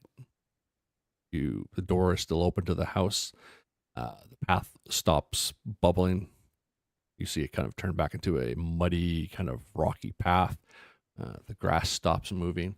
The coldness stays, but you're able to kind of, everything goes quiet again. Dickie, you're still knocked out. A nice little gash. The pain in your knee, as you're just standing there, you're realizing that you might have dislocated your knee. The pain of that is kind of starting to shoot in. And deep down for you, Christopher, you don't know how it could be, but he's here for maybe you. You don't know how, but you feel the cause of all this. You don't know how, you don't know why, but Leonard, or whatever that was, I don't know if you can call it Leonard, but something's here for you. How does that feel for everybody? Or what are everyone's thoughts at the end of that? Well, Christopher just wants to get the fuck out of here. Mom's not there. And he doesn't care what we do at this point, just as long as we're away from this house.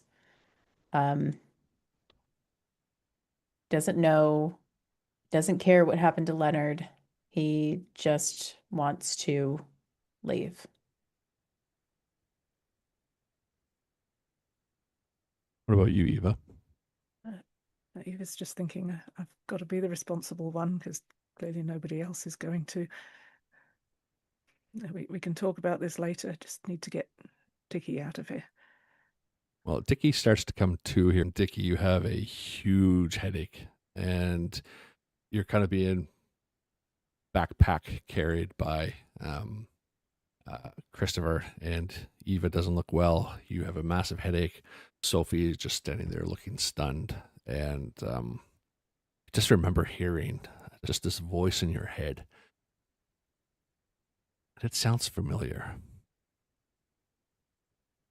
And just remember that it caused you a lot of pain. There again, as you kind of look at what is going through. What are you thinking, Dickie? Or feeling at the same time? Yeah,